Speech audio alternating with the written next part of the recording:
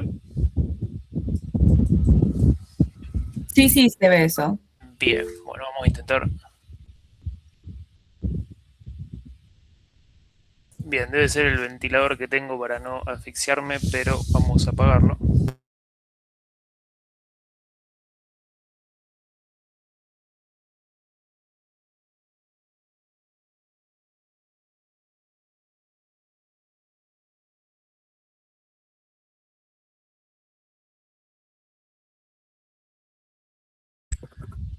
¿Mejora el ruido ahí?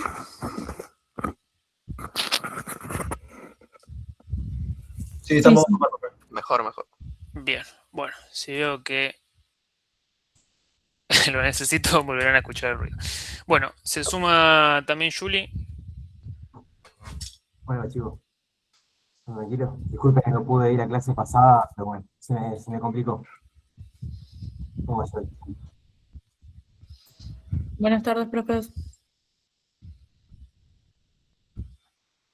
Bien, yo lo sigo escuchando bajo a todos, así ¿Me, que... me escuchabas vos, Joel?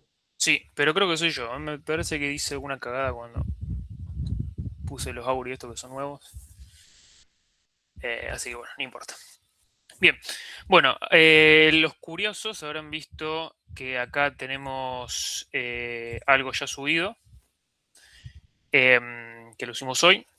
Así que bueno, la idea un poco al final de la clase sería ver qué es lo que hay acá. Pero primero, antes de eso, vamos a empezar con... Bueno, antes de eso, ¿pudieron anotar grupos?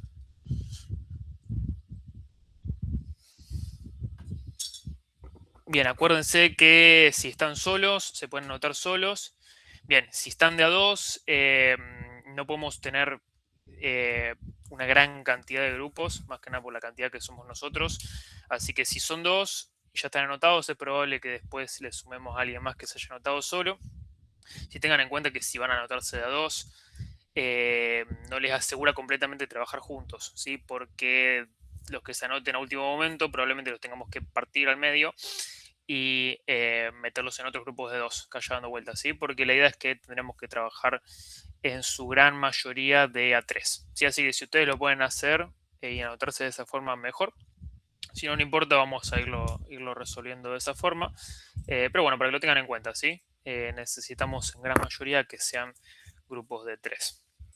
No hay gran problema si la cantidad de 2 queda, si es manejable por la cantidad que sean, pero a priori parecería que vamos a necesitar que sean todos grupos de 3. Bueno, dicho eso, vamos a empezar con el tema de regresión lineal. Bueno, es un tema que avísenme cualquier cosa si no escuchan o lo que sea, porque de vuelta ya dije que tengo un temita ahí con el auricular, así que párenme si no escuchan bien, ¿sí? O por lo que sea. Los que hayan hecho fundamentos ya han visto algo sobre la regresión lineal. ¿Sí? Si bien creo que no lo han hecho con scikit-learn, que es el enfoque que le vamos a dar un poco en esta materia, sí han visto y trabajado sobre modelos lineales de regresión, ¿sí? Que es la unidad 2. Los que no lo hayan hecho, no importa, ¿sí? Porque acá lo vamos a ver como si nadie hubiera visto nada sobre esto. Los enfoques son un poco distintos, ¿sí? En fundamentos se intenta simplemente hacer un pequeño modelo para eh, más que nada tener una, o sea, uno hace un EDA, ¿no? Es un análisis preparatorio de datos en fundamentos y bueno, lo quiere aplicar sobre algo para ver para qué corno lo hizo. Entonces esa es un poco de la idea de usar la regresión lineal en fundamentos. Acá vamos a usar algo más práctico, ¿sí? Vamos a pasar directamente a analizar correctamente esos modelos lineales. Entonces no nos interesa tanto el approach que hayan visto en fundamentos para la parte del modelo, ¿no? Para la parte del EDA sí, para la parte del modelo en sí no tanto, ¿sí? Así que lo vamos a ver como si nadie lo hubiera visto.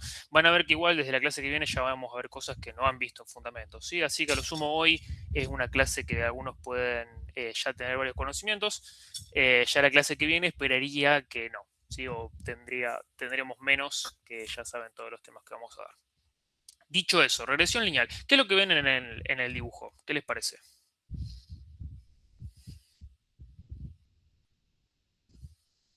Más allá de cuáles son las variables. Si acá tenemos en el eje X, tenemos, bueno, este es un problema básicamente que es gasto de publicidad en televisión, ¿sí? De una empresa que pone cierta cantidad de plata en televisión. Cada punto sería un periodo de tiempo en donde han hecho ese trabajo. y por un lado lo correlacionan o quieren ver qué impacto tiene en las ventas, ¿sí? De esa empresa. Entonces, lo que tenemos básicamente es eso, ventas en función de la publicidad en televisión,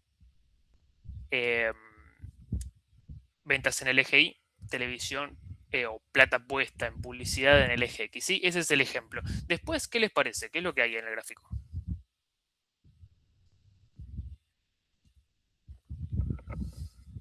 Se ve ¿Alguien? que mientras ponen más plata en publicidad, más ventas hay.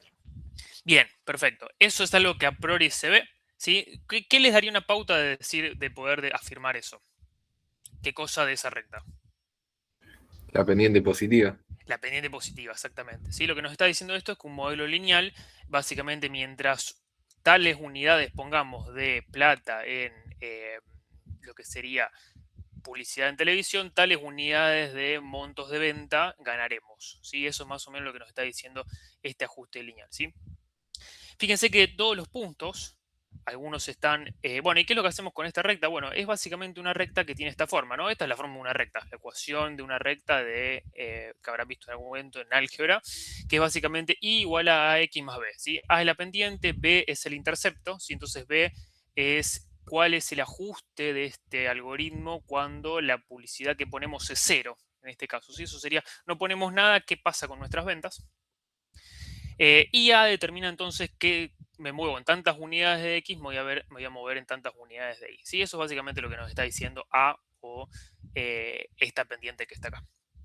Es un modelo que se llama simple. ¿Sí? ¿Por qué simple? Porque tiene una sola variable explicativa, una sola feature, una sola variable que podemos mover. ¿Sí? En este caso, que sería publicidad en TV. ¿Sí? Acá podría haber otras variables dando vueltas que no estamos modelando, o sea, solo estamos considerando una. Por ejemplo, esto podría ser ventas de algo que sea estacional, ¿sí? Es decir, algo que se vende más en verano que en invierno, por ejemplo. Entonces, eso podría ser otra variable incorporada en este modelo, pero este es un modelo simple, ¿sí? Usa una sola variable y por eso se llama regresión lineal, y acá me falta una palabrita que es simple, ¿sí? ¿Cuál es el desafío acá? Bueno, encontrar A y B, ¿sí? A y B no los conocemos, sí conocemos X y sí conocemos Y, o sea, tenemos observaciones, conocemos X e Y para todas esas observaciones que básicamente son todos los puntos rojos que están acá, ¿sí? Y nuestro modelo lineal lo que va a hacer, bueno, es minimizar una métrica de error, ¿sí? Para poder efectivamente encontrar ese A y ese B, ¿sí? Van a salir de minimizar alguna métrica de error. ¿Y qué es el error? Entonces, bueno, la distancia que tienen entre cada uno de estos puntos que están acá a la recta es lo que estamos cerrando en el ajuste del modelo. ¿Sí? ¿Eso se ve? Sí. Bien. Entonces uno por ahí, a priori lo primero que podría decir es, bueno, ¿cómo encontramos cuál es esa función que queremos minimizar? ¿Sí? Entonces, lo primero que se te puede ocurrir es decir, bueno, esta recta que está acá lo que queremos es que minimice la suma de todos los palitos que vemos acá dando vueltas. Así que los palitos serían simplemente la diferencia que hay entre el valor real y el valor que predice la recta. ¿Sí? Eso sería lo primero que se les puede ocurrir y está muy bien, ¿sí? Que eso es lo primero que no se nos ocurra, pero eso tiene un pequeño problema, ¿sí? Que ya seguramente ya lo saben, ¿sí? Por eso si alguien lo quiere mencionar sería un buen momento. ¿Qué pasaría si yo sumo todos esos palitos?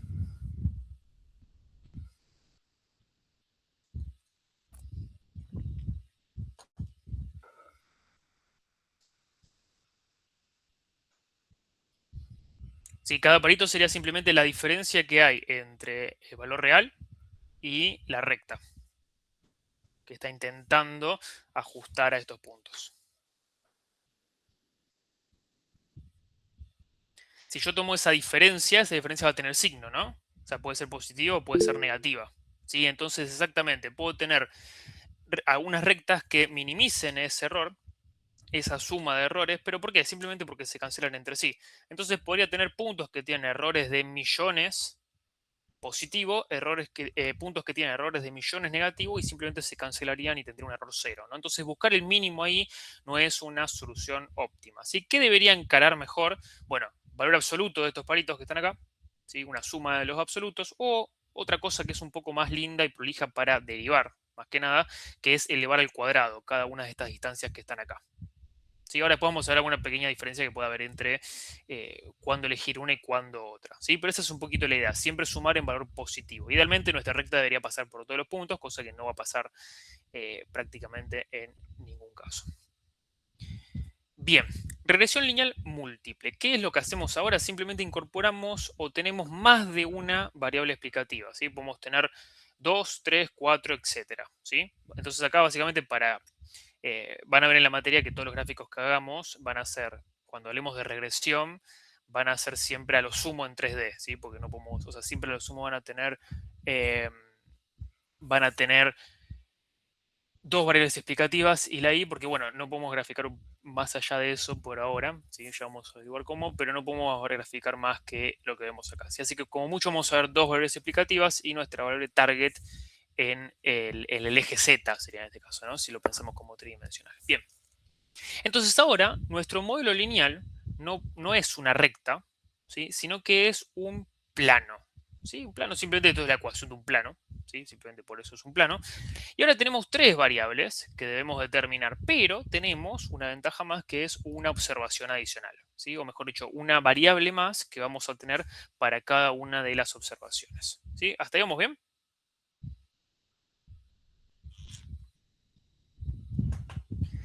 Bien, perfecto. Bueno, generalizando un poco más este concepto de regresión lineal múltiple, lo que tenemos es que nuestra variable objetivo a ajustar, para empezar nuestra output, es igual a un beta 0 más un beta 1 por nuestra primer variable 1, si en este caso i sub i sería la observación i, ¿sí? Para cada uno de nuestros datos. Entonces, beta 0 más un beta 1, ¿sí? Una pendiente por nuestra primer variable x1 para la observación i. Sucesivamente hacemos esta suma hasta tener el coeficiente BP o beta P por x y p, ¿sí? Más un error, ¿sí? Esto va a ser algo que siempre vamos a tener que lidiar, que es tener un error. Y si lo pensamos matricialmente hablando, nuestro vector de output, ¿sí? Vamos a tener una sola salida por cada observación. Nuestro vector de salida va a ser igual a nuestra matriz de features, ¿sí? Para cada una de nuestras observaciones tenemos una matriz de, básicamente acá tenemos p features, entonces esto tiene p por i, por un vector de coeficientes beta, beta 0, beta 1, beta 2, etcétera, más un error, ¿sí? Un error para cada una de nuestras observaciones. Lo que vemos acá, para que ya empezamos, perdón, ¿la ecuación se entendió? ¿Hasta acá alguna duda?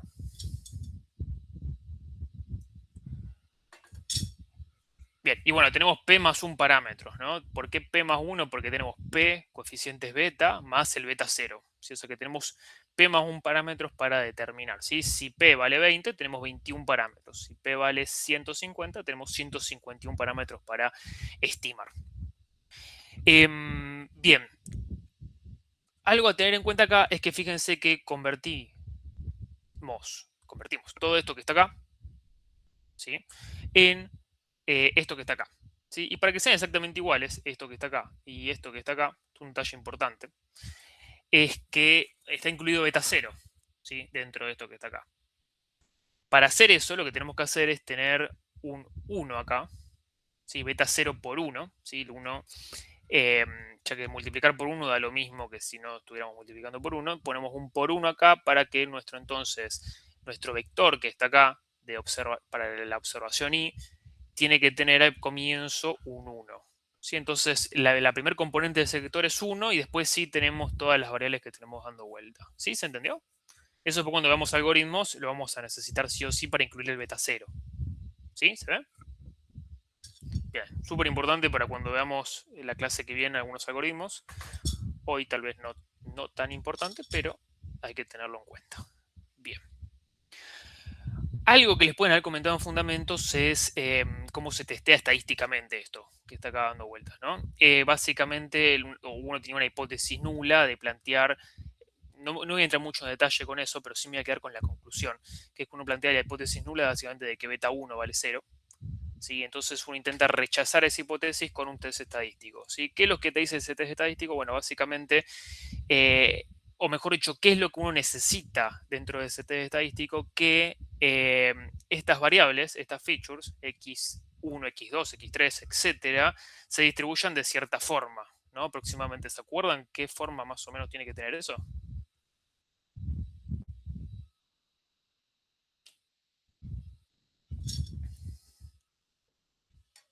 Algo que empieza con G y termina con Gaussiana. ¿Sí? ¿Se acuerdan de eso? ¿De casualidad? ¿Lo vieron? ¿No lo vieron? Díganme si no. No me acuerdo. Bien, bueno, me gusta la sinceridad. Bien. Bueno, lo que supone ese modelo, ¿sí? O bueno, se deben acordar quizá del resultado que tenían no solamente el coeficiente del modelo, beta 0, beta 1, beta 2, etcétera, sino que venía acompañado de un p-value, eso sí.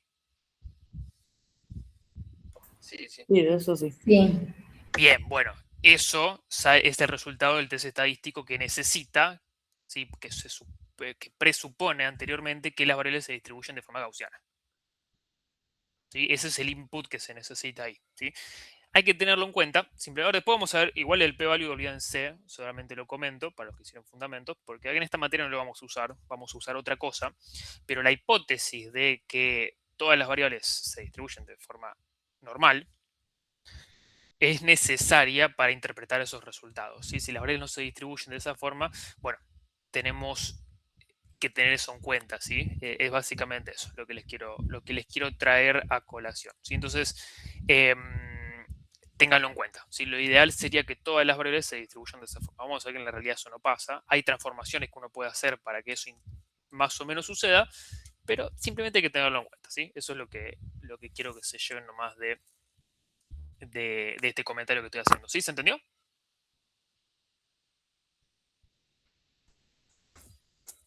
Bien, perfecto. Bueno, ejemplos en la naturaleza de algo lineal, ¿sí? Les muestro ejemplos porque lo lineal en realidad mucho no se da, pero en algunos casos sucede. Por ejemplo, ley de Hooke. Esto es una ley básicamente que relaciona lo estirado, ¿sí? Que está un resorte, si está a una distancia X, que es básicamente lo estirado que está un resorte, en función de la fuerza, ¿sí? Media newtons, que se está haciendo con este peso que está acá. ¿Sí? Este peso tiene una fuerza hacia abajo que hace que este resorte se estire una determinada cantidad. ¿Sí? Y este resorte, entonces, está demostrado empíricamente esto, ¿no? Esto está demostrado haciendo la prueba, ¿no? O sea, uno pone un peso acá que sabe qué peso tiene, más o menos algo, ¿sí? Pero sabe qué peso tiene, y mide, o sea, una vez que pone este peso, puede medir esta distancia X, ¿sí? Pone el doble de peso, tiene el doble de X. Pone el triple de peso, tiene el triple de X. Entonces uno se va graficando con esto una serie de puntos, ¿sí? Básicamente, si me puedo venir acá arriba, fácilmente. Entonces básicamente acá uno lo que va a ver es una serie de puntos, ¿sí? Ahí está, se me borra, porque lo tengo configurado así, muy bien, bien. Entonces uno va a ver una serie de puntos de esta forma, ¿no? Acá va a tener un valor, 1, 2, 3, etcétera, y acá va a tener otro valor, ¿sí? Y básicamente lo que hizo alguien con esto, lo que hizo Hooke con esto fue decir, bueno, vamos a hacer una regresión lineal, básicamente vamos a ajustar todos estos puntos, y le habrá dado que esto tiene un error muy excesivamente bajo, por lo cual dijo, bueno, tengo mi ley acá, ¿sí? F igual a menos K por X. El menos no importa, olvídense del menos, lo podemos pensar en valor absoluto, es simplemente una cuestión de ejes. Pero se ha utilizado la linealidad para resolver problemas de física incluso, ¿sí? Entonces, para que lo tengan en cuenta eso, ahora a ver cómo se borra esto.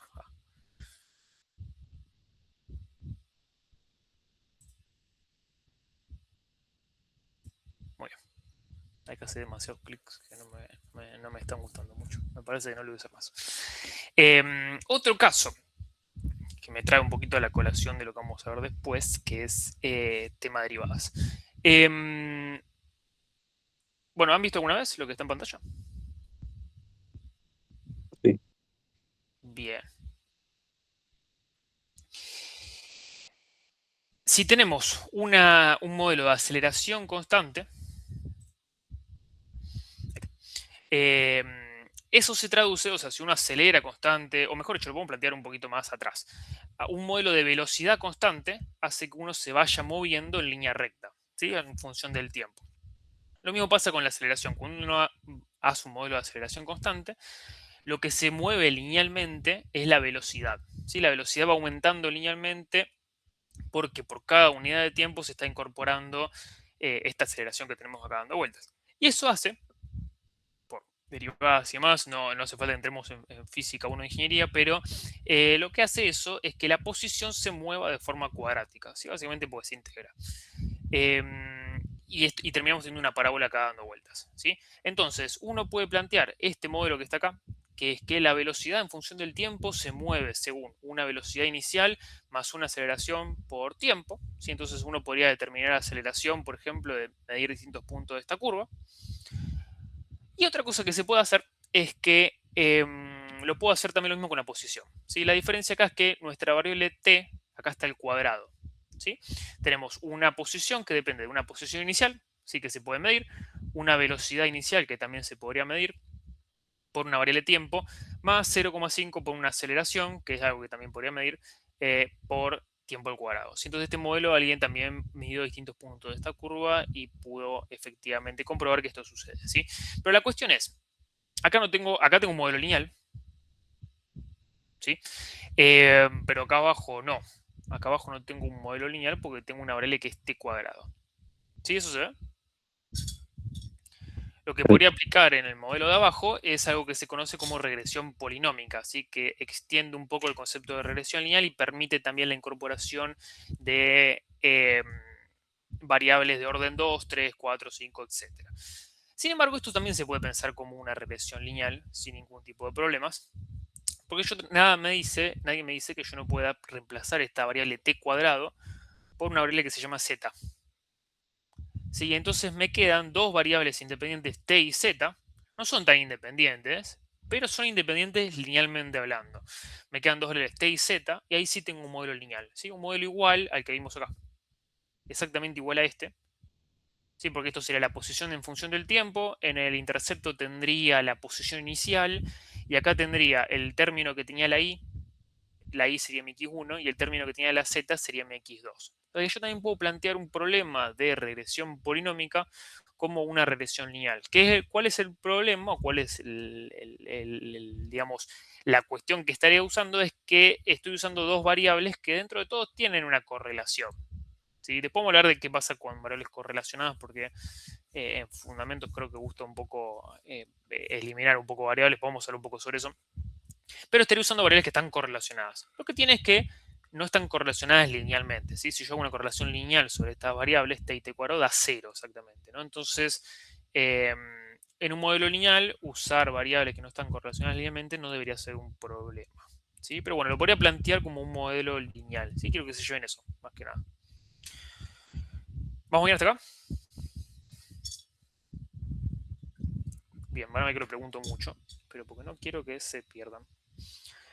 Digamos que la clase de hoy es relativamente, bueno, no es tan compleja, pero bueno, vamos a tener después algunas clases un poco más complicadas donde verdaderamente sí, no quiero que se me pierdan.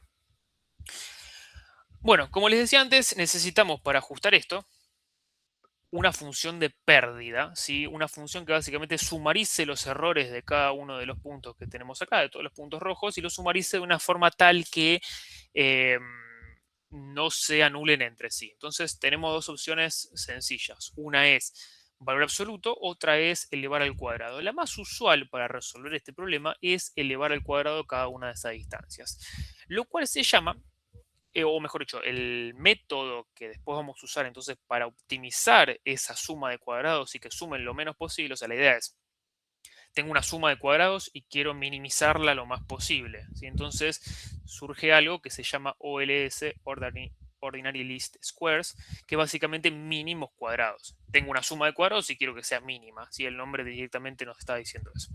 Entonces básicamente es un método que lo que hace es disminuir o minimizar las diferencias que haya entre nuestros valores reales, los valores que nuestra recta está ajustando, elevados al cuadrado, ¿sí? Eso es lo que busca hacer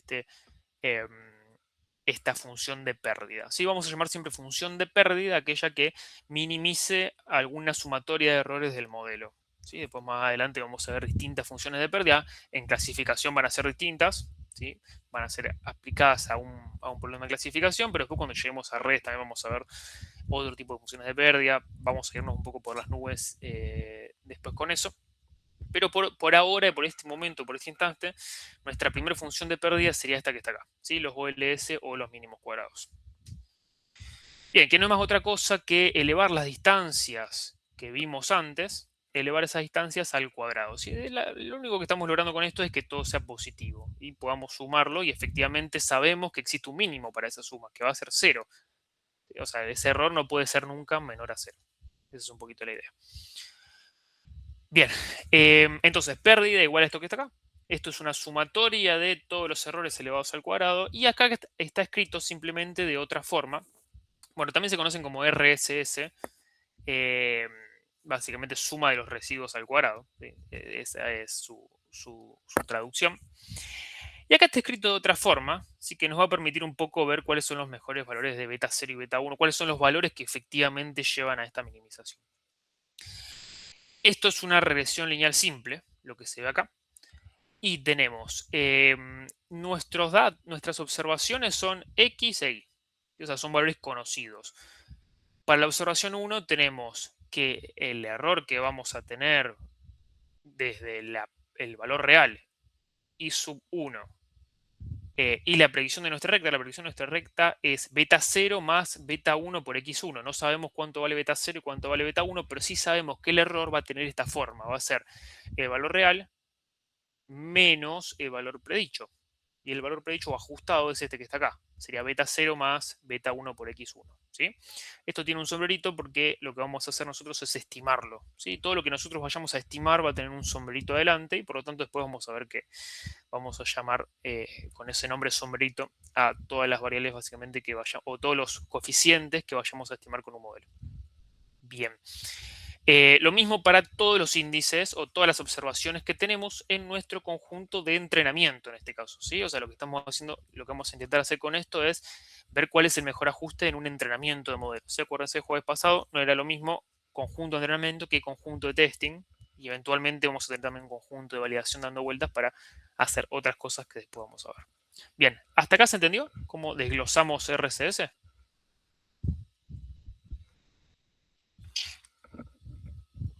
Bien. Bueno, si desglosamos RCS de esta forma,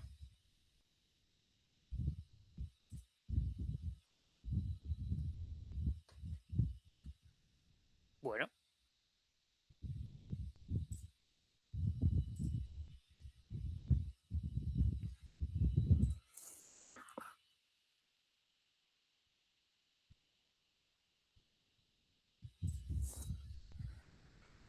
raro, nunca vi esto, pero bueno, vamos a seguir sin problemas. ¿Querés comentar un poco, Manuel, qué es lo que estás haciendo ahí?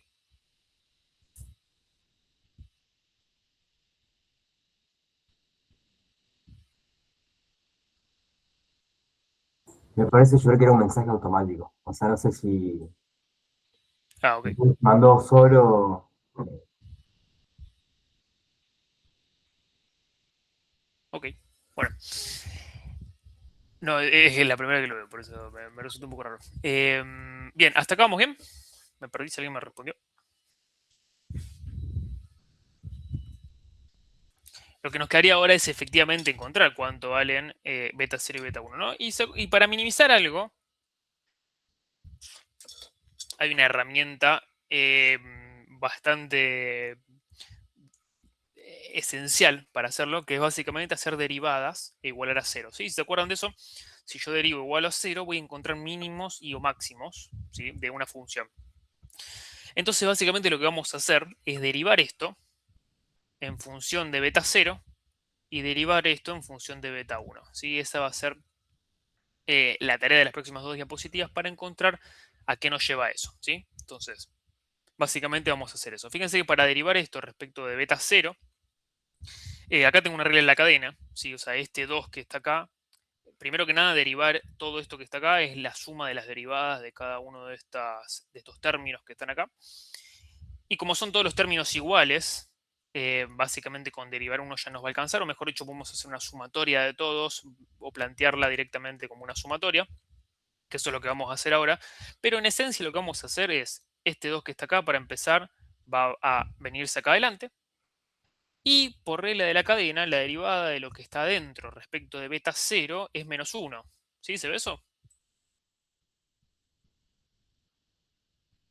La derivada de todo esto que está acá respecto de beta 0 es menos 1, ¿no? Porque está en menos 1 multiplicando acá adelante a beta 0. Bien, entonces lo que vamos a ver al comienzo va a ser un menos 2, acá dando vueltas.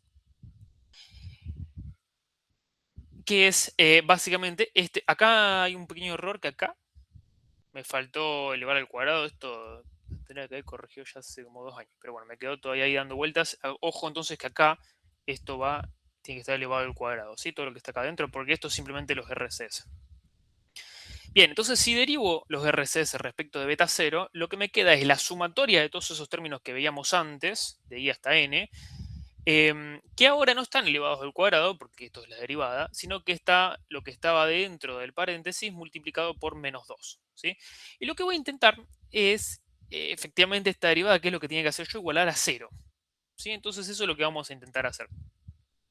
Bueno, si igualo a 0, este menos 2 que está acá se puede ir. ¿Sí? Menos 2 por 0, 0, ¿sí? Así que es lo mismo que no tenerlo.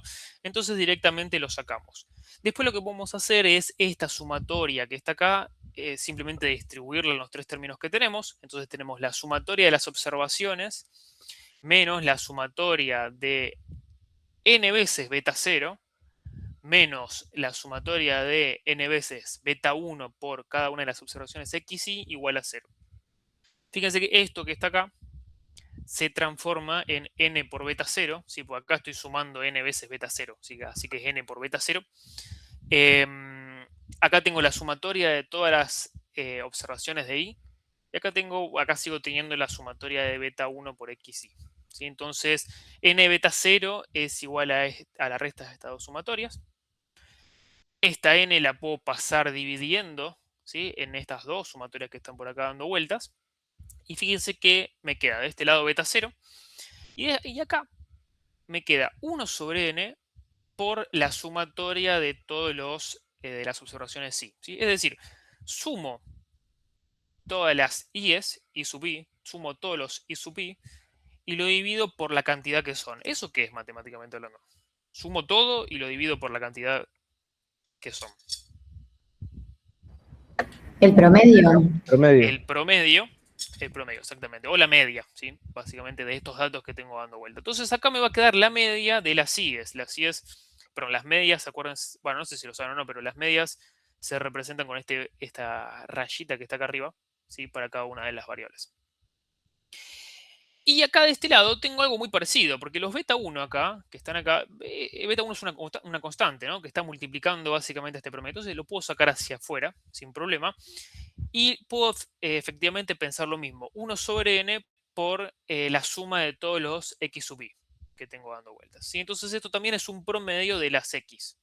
Entonces tengo, acá x, acuérdense que es una sola variable. ¿Sí? Si yo tuviera más de una variable, esto sería, bueno, le tendría que seguir sumando beta 2 por x2, etcétera, ¿no? Eso sería el ejemplo. Pero bueno, acá estamos viendo simplemente con una regresión lineal simple.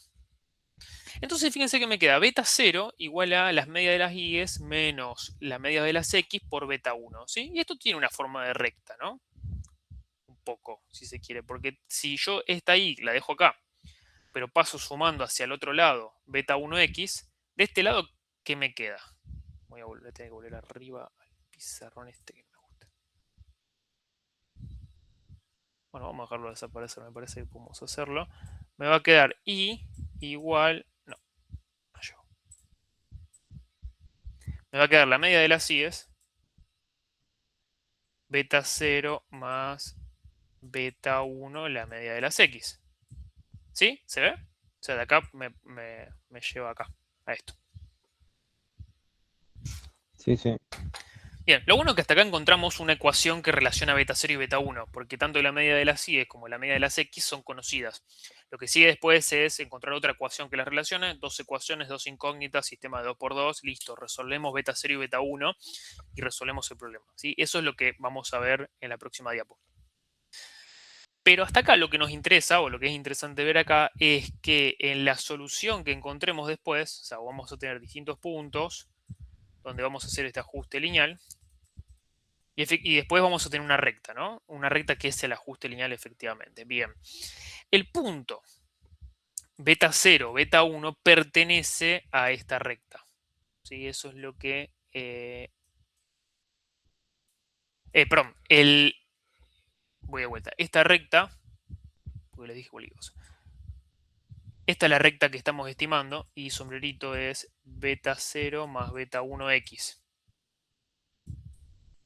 Esta es la ecuación de la recta que estamos estimando ahora. Entonces fíjense que si yo reemplazo y con la media de las y's y x con la media de las x, se cumple la ecuación. ¿Sí? Entonces lo que les quiero decir con esto es que el punto media de x y el punto media de y pertenece a la recta. ¿Sí? Entonces, ¿qué me puede dar una pauta a esto ya para ir pensando? Que si yo tengo puntos que me mueven significativamente esa media, por ejemplo, ¿se acuerdan qué puntos o cómo se llaman los puntos que por consecuencia mueven significativamente una media? Los outliers. Los valores atípicos, exactamente. Si yo empiezo a tener atípicos en una variable, la media se va sesgando hacia lejos de la mediana, por así decirlo. ¿Y eso qué nos puede pasar? Bueno, en un modelo de regresión lineal que este punto varía mucho. ¿Sí? Este punto que está acá, fíjense, pasa efectivamente la recta por esa media. Entonces, si yo muevo la media, muevo la recta. Es así de sencillo. Acuérdense que la clase pasada vimos que un modelo con mucha varianza significa que yo muevo un poco los datos, se mueve mucho el modelo, ¿sí? O tener un modelo distinto. Entonces, esto nos da una pauta de que la regresión lineal puede que sufra un poco de esa varianza, ¿sí? Más que nada porque muevo un poco la media, muevo el resultado. ¿Sí? Entonces, puede ser un poco sensible. Si esto fuese la mediana, por ejemplo, saben o se imaginan que es una medida un poco más robusta. Entonces, si yo tuviese medianas acá, sería más robusto el modelo, ¿sí? Pero no tengo medianas, tengo medias. Así que eso hace que el modelo sea un poquito más sensible a movimientos de datos. Bien, o sea que podríamos esperar que algo de varianza tal vez tengamos. Bien. Y lo que me pueden decir es, bueno, pero eso llevaría el modelo al overfitting. Bueno, vamos a ver, ¿sí? Vamos a ver si eso después sucede o no. Porque habíamos colocado las regresiones lineales por lo general en el underfitting. No sé si se acuerdan los gráficos de la clase pasada, donde los modelos lineales por lo general son lo más simple que uno puede hacer, ¿no? Bueno, entonces después un poco más adelante vamos a hablar un poco mejor sobre dónde encasillar bien a las regresiones lineales. Bueno, si hasta acá vamos bien, esto es exactamente lo mismo, pero derivando respecto de beta 1, no respecto de beta 0. La idea es construir un gradiente, ¿sí? Básicamente derivando haciendo la derivada parcial en función de cada una de los dos coeficientes, beta 0 y beta 1. Si tuviese más coeficientes tendría que hacerlo con más. La resolución es bastante similar, es un poco distinta, pero es bastante similar, ¿sí? Acá quedémonos simplemente con el resultado, ¿sí? Que es beta 1 depende de la media de las y's, de la media de las x, pero no tan sencillo como la diapositiva anterior, ¿sí? Parece un poquito más complicado, no es tanto más complicado, pero bueno, queda un resultado un poco más complicado. Lo importante simplemente es que todo lo que está acá lo conocemos, ¿sí? Conocemos xy, conocemos y sub i, conocemos la media de las y's, conocemos la media de las x, conocemos todo. Y fíjense de hecho que esto, beta 1, que era una pendiente, bueno, fíjense que lo que tenemos acá es x sub i en ambos términos, acá hay una división. Tenemos x sub i en ambos términos y lo que está interesante de esto es que esto mide la distancia a la media, no la distancia, sino, o sea, esto va con signos, así que no es una distancia per se, pero bueno, mide la diferencia que hay entre cada punto y la media en las y's, y acá tenemos lo mismo pero en las x, ¿sí? Tenemos algo ahí medio simétrico respecto de la media. De vuelta, la media sigue jugando un papel importante acá, ¿no? O sea, la media está tanto en el numerador como el denominador de beta 1. O sea, que la media también va a mover beta 1. ¿Sí? Entonces, de vuelta, media influye mucho en el modelo. Con esto saco beta 1 con esta ecuación que tenía antes saco beta 0, listo. Tengo beta 0, tengo beta 1. Esto es matricialmente hablando, ¿sí? Es exactamente lo mismo. Esto es una derivada matricial. Simplemente acá están los RCS planteados como una matriz. Para eso hay que hacer una transpuesta. Acá no es elevar al cuadrado simplemente, o no elevo al cuadrado. Y las derivadas son exactamente las mismas. ¿Sí? Solamente que están planteadas de forma matricial, entonces son un poquito más complejas, pero no dejan de ser las mismas. Y lo que encontramos es esto, ¿sí? Que es básicamente una forma matricial de escribir esto que está acá. Sí, pero es exactamente lo mismo. Lo que no me permite la formulación matricial es que, bueno, si yo tengo 150 variables, esta derivada no la vamos a hacer 150 veces, ¿no? Vamos a hacer una matriz y vamos a derivar la matriz y listo. ¿Sí? Esto resuelve exactamente lo mismo. Bueno, comentario acá abajo, la columna de X generalmente se llena con unos, la primera columna, para tener en cuenta el intersecto. ¿Sí? Si no tengo en cuenta esa columna de unos, estoy diciendo que mi intersecto vale 0. ¿Sí? Estaría diciendo exactamente eso, porque si me vuelvo a esta ecuación que está por acá atrás, si planteo, siempre voy a plantear esto. Entonces, si no tengo en cuenta la primera columna de unos, sería lo mismo que decir que esto es 0. O sea, acá no hay nada. Eso es lo que estoy diciendo. ¿Sí? Ahora, si pongo una columna de unos, estoy dando lugar a que haya ese intersecto ahí dando vueltas. Bien. ¿Vamos bien?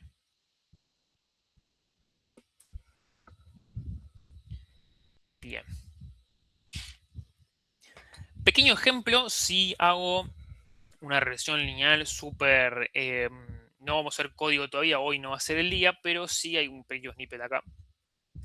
Que es, tengo algunos pequeños datos en X, algunos pequeños datos en Y, ¿sí? Fíjense, más o menos, Y es X más 1, más o menos, ¿no? Porque acá hay un punto en el que eso no se da, es el único punto, pero después más o menos las Y son los 4 puntitos que están acá arriba más 1. Más o menos es eso. Entonces, yo puedo resolver esto con NumPy sin problemas, si quiero hacer una regresión lineal en este problema, porque calculo beta 1 como lo que encontramos acá, esto que está acá. Calculo beta 0 como lo que hemos encontrado acá.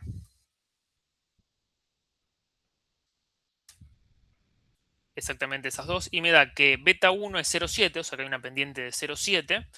Y beta 0 es 1,3, básicamente, ¿no? Redondeando un poquito, 1,29 periódico.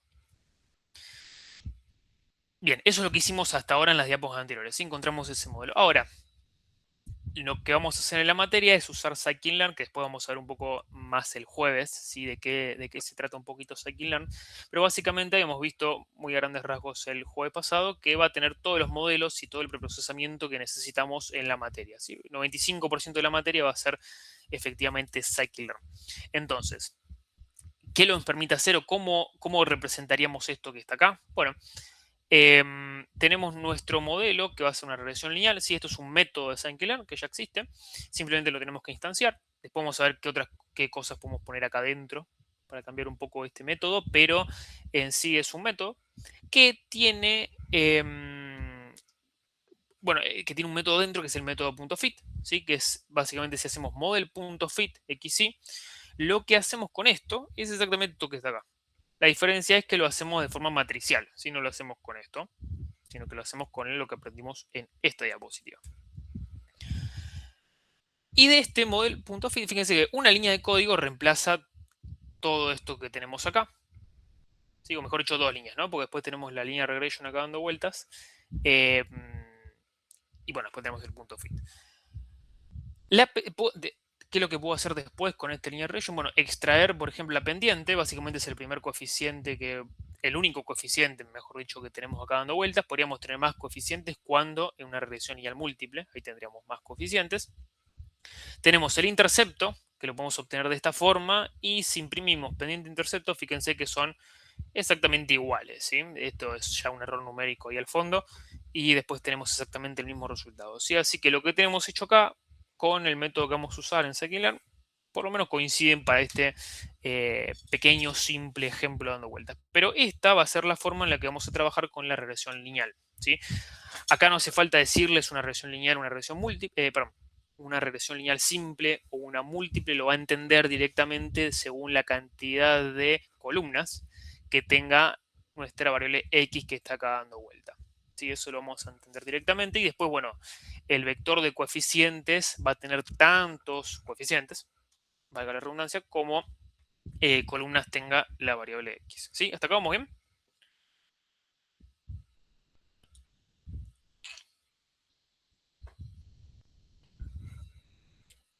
Sí. Bien. Sí, se había abierto un mic, justo lo pisé con audio, no sé si quería preguntar algo. No, dije que sí, no. Bien, perfecto. Sí, creí que sí, pero bueno, por las dudas pregunto. Bien, dijimos hace un rato que tendríamos o podemos medir, o tenemos que tener una métrica de error para hacer efectivamente una medición para, primero, en un primer momento, hacer esto, la función de pérdida y obtener los mejores coeficientes. Y posteriormente, lo que tenemos que hacer con los resultados que obtengamos era usar también una métrica para ver, y lo que hablamos un poquito en la clase pasada, para ver cómo se comportó, cómo ajustó nuestro modelo en entrenamiento y después cómo se ajusta a los datos de prueba. Así que son esos datos que el modelo nunca vio y por lo tanto queremos ver cómo se comporta ante efectivamente datos que no vio. Es simplemente para simular qué es lo que pasará en la realidad. Si en la realidad a ese modelo le van a llegar datos que antes nunca tuvo la más pálida idea de qué son, ¿sí? De qué es lo que está dando vueltas. Entonces, para ello necesitamos métricas, ¿sí? O definir una forma de cómo vamos a medir ese error. Usualmente la métrica está acompañada de cómo se entrenó el modelo. Es decir, si yo entrené el modelo minimizando los RCS, tendría sentido, tiene mucho sentido, que nuestra métrica para medir y comparar efectivamente nuestro modelo entrenado y nuestro modelo entrenado y los datos de prueba, tendría mucho sentido que esa métrica dependa de los RCS, porque justamente el modelo fue entrenado con esa condición, disminuir RCS. Sin embargo, hay distintas formas para medirlo. La que sí depende de los RCS es el MCE, ¿sí? O error cuadrático medio, ¿sí? Esto es lo que significa median square error, que básicamente lo único que es los RCS dividido la cantidad de observaciones que tenemos, ¿sí? Eso es el MC, que me acuerdo de la clase pasada, muchos me hicieron cara, que no lo conocían bien. Ahora, para los que no conocían, se los presento. No es más que la suma de todos los cuadrados dividido la cantidad de datos. ¿Por qué se divide por la cantidad de datos? Algo interesante a entender es que, bueno, si yo tengo más datos, RCS va a ser cada vez más grande, ¿no? Entonces, por tener más datos, simplemente RCS va a seguir creciendo constantemente. Y bueno, no por tener más datos significa más error, efectivamente, ¿no? Entonces, lo que hace MS simplemente es un promedio de todos esos errores que aparecen, que básicamente es un promedio de, básicamente, esto, más esto, dividido la cantidad de veces que eso aparezca en el dataset, ¿sí? ¿Se entiende?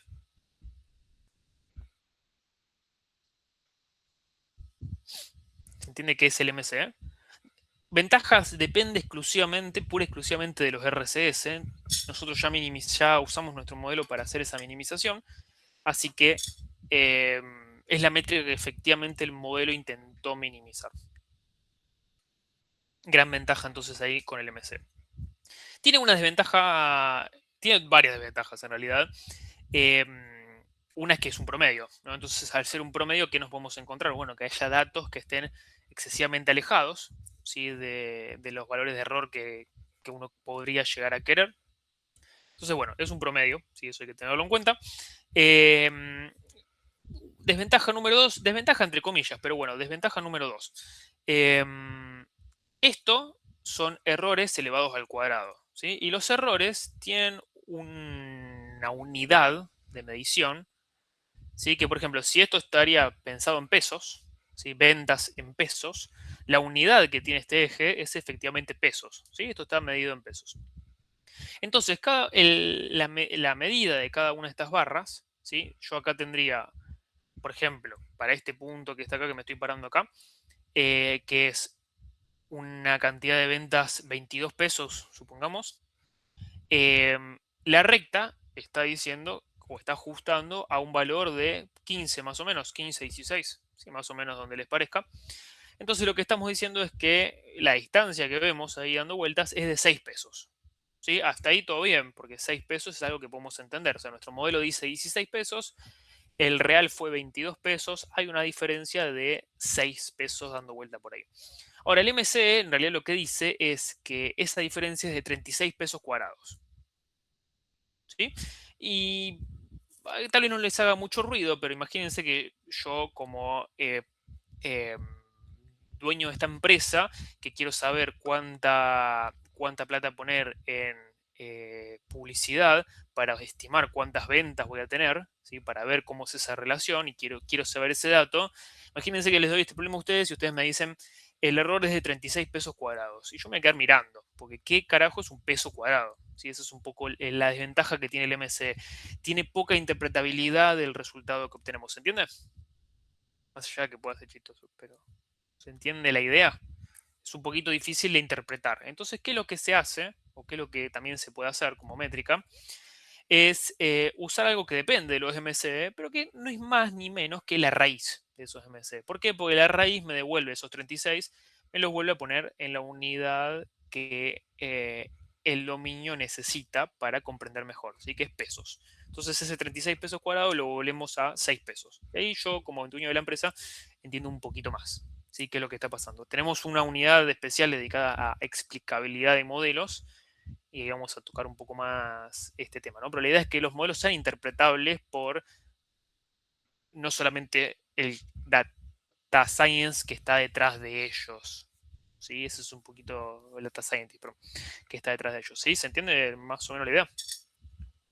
Ese tema después lo vamos a tocar en una unidad entera, pero bueno, ventaja del RMC es eso. Después es exactamente igual, fíjense que si esto sube, o sea, si esto sube, esto sube. Si este baja, este baja. Son exactamente iguales. ¿Por qué? Porque la función raíz cuadrada es una función monótona creciente. No es que esto sea más representativo que esto, pero para comunicar resultados es un poco mejor. Como estamos de ahora, bien, estamos perfectos. Después tenemos algo muy interesante que es el MAE. ¿Sí? El MAE es Mean Absolute Error. ¿Y qué es esto? Bueno, es lo mismo que lo que veíamos acá arriba, pero hay una diferencia importante que es esto mide la diferencia en valor absoluto de los valores reales de las etiquetas y lo que nuestro modelo está prediciendo. Y sombrerito. ¿Sí? Acuérdense, el sombrerito significa lo que el estimador o el modelo está intentando ajustar o predecir. Entonces, ¿cuál es la diferencia? Bueno, esto eleva al cuadrado, esto usa valor absoluto. ¿Sí? Esa es la diferencia esencial. ¿Por qué me puede interesar esto y no esto? Por ejemplo, bueno, porque podemos pensar un poco en qué pasa en los valores atípicos, por ejemplo. ¿Sí? Valores atípicos nos referimos entonces que van a tener valores atípicos en la variable i. Esos valores, por lo general, imagínense que acá, vamos a volver al ejemplito, al caballito de batalla. Imagínense que acá tenemos algún punto que esté por acá, este que estoy marcando acá con el mouse. Si yo incorporo ese punto del dataset, ya vimos que por la media, o sea, por el impacto que tiene la media de este punto, el modelo un poco va a cambiar, ¿sí? Pero no va a cambiar mucho, ¿sí? Porque estoy agregando un punto. Entonces, imagínense que el error para este punto, ¿cómo va a ser? ¿Chico o grande?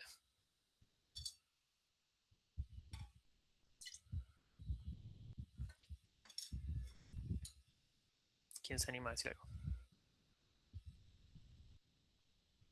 Estoy parado acá, en este puntito rojo que tengo acá en el mouse, que estoy moviendo. Estoy en un punto por acá. ¿El error en ese punto va a ser chico o grande? Capaz digo cualquier cosa, pero entiendo que va a ser grande. ¿O no? Bien, bien, bien, bien. Perfecto, sí, está súper lejos de la recta. O sea, es el punto que está más lejano a la recta de todos. ¿Sí? Entonces el error va a ser enorme acá. Bueno, el MCE incluso lo eleva al cuadrado a esto. ¿Sí? Esta distancia que está acá la eleva al cuadrado. Entonces, cuando uno intenta minimizar MCE, está teniendo mucha sensibilidad a lo que son efectivamente los valores atípicos. ¿Por qué? Porque si la recta queda muy lejos de algunos valores atípicos, el MCE no suma solamente el error, sino que lo eleva al cuadrado, ¿sí? O sea, si se acuerdan de cómo es la parábola x al cuadrado, y la tenemos acá en el ejemplo, esto que está acá. Mientras más grande sea el error, mucho más grande va a ser el error al cuadrado, ¿sí? ¿Se ve? ¿Se entiende? Bueno, muy distinto si tuviéramos una recta. ¿Sí? Si tenemos una recta, por más que haya un poco más de error, el error que efectivamente estamos usando para medir va a subir también, pero no va a subir tan abruptamente, ¿sí? Entonces, dicho eso, el MCE termina siendo muy sensible a los valores atípicos, ¿sí? Porque va a intentar que esta recta se mueva, como ya vimos en la demostración de que se mueve con la media, va a intentar que esta recta se mueva más hacia esos valores atípicos, ¿sí? Entonces, va a penalizar mucho ahí. Entonces, ¿cuál es la diferencia principal con el MAE? Que el MAE simplemente mide distancias. Bueno, que si yo tengo puntos que están alejados, no es tan relevante. ¿Sí? Entonces esto termina siendo modelos un poco más robustos. Si yo agrego un outlier, esto no va a cambiar tanto. ¿Sí? Entonces, el MAE, bueno, y ahí me pueden decir, bueno, ¿por qué lo usamos como métrica y no para efectivamente entrenar el modelo? Bueno, tiene un problema, este que está acá, ¿sí? Que tiene algunos temitas con la derivada, y eso hace que usar MAE pueda ser un poco más lento. ¿Sí? Hay que mejorar mucho un algoritmo para que pueda efectivamente hacer derivadas de esto, porque tiene un problemita al valor absoluto que no es derivable en x igual a 0. ¿Sí? Entonces, dicho eso, el modelo que se suele usar para entrenar la regresión lineal siempre va a ser los RCS, y por lo tanto el MSE va a ser la métrica que siempre un modelo minimiza.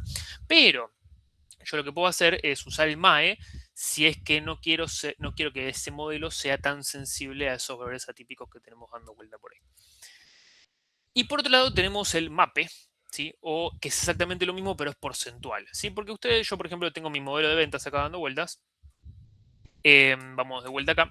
Y me dicen, digamos que ustedes me responden a mí, el modelo tiene un error de 6 pesos. Y yo me voy a quedar pensando, bueno, ¿qué tan importante es eso? ¿Es mucho o es poco? ¿Sí? Entonces, ¿cómo se resuelve o cómo se puede llegar a resolver eso? Es, bueno, usar errores porcentuales. Es decir, ¿qué tanto representan esos 6 pesos en la media de mis datos? ¿Sí? Algo sí sería la idea. Eso igualmente lo puedo hacer para cada punto. En algunos puntos el error va a ser 0,1%, 0,2, 0,3. En otros puntos puede ser 1, 2, 3, 4, 15, 25%. Puedo tener outliers que tengan un error del 500%, por ejemplo. Pero en la media de todo eso voy a tener un resultado, ¿sí? Que me va a decir, bueno, esos 6 pesos son aproximadamente un 2% de error. Y ya cuando me dicen 2% me quedo un poquito más tranquilo. 6 pesos no sé qué es lo que representa, ¿sí? Dentro de ese modelo. Tengo que conocer los datos, digamos, ¿no? Bien, tengo que conocer bien los datos para saber qué tanto pesan esos 6 pesos en el error. Entonces, pequeña ventaja que tiene el MAPE es eso, ¿sí? Nos pone todo en términos porcentuales. Bueno, y es respecto del MAE, ¿no? O sea, acá tenemos valor absoluto. ¿Sí? También hay muchas métricas más de lo que es regresión. Estas son las más comunes, ¿sí? Y básicamente, ¿cuándo vamos a elegir usar una u otra? Según las necesidades de ese problema, ¿sí? De los casos que yo planteé recién, ¿sí? Como ventajas y desventajas que puede tener cada uno de estos. Bueno, hay que pensar en cada caso qué es lo que nos convendría más, ¿sí? Usar esta o esta, ¿sí? Pregunta de defensa de trabajo y pregunta también de examen. Problemas que tiene esta, por ejemplo, bueno, cuando las observaciones son chicas en valor, porque yo puedo tener observaciones que tengan, por ejemplo, yo haya invertido poco en publicidad, entonces tengo pocas ventas, y también puede ser que haya tenido periodos donde haya invertido mucho y hubiera tenido más ventas. Y haya tenido más ventas, perdón. Bueno, los puntos que donde invertí menos y hay menos ventas, bueno, van a tener un peso porcentual, o el error que yo tenga ahí va a pesar más porcentualmente, ¿no? Simplemente porque estoy dividiendo por algo chico. ¿Sí? Entonces ahí puedo tener algún tipo de problema, ¿no? Tendría que evaluar si efectivamente puedo usar esta métrica dados esos casos. Bien. Bueno, vamos bien hasta ahí.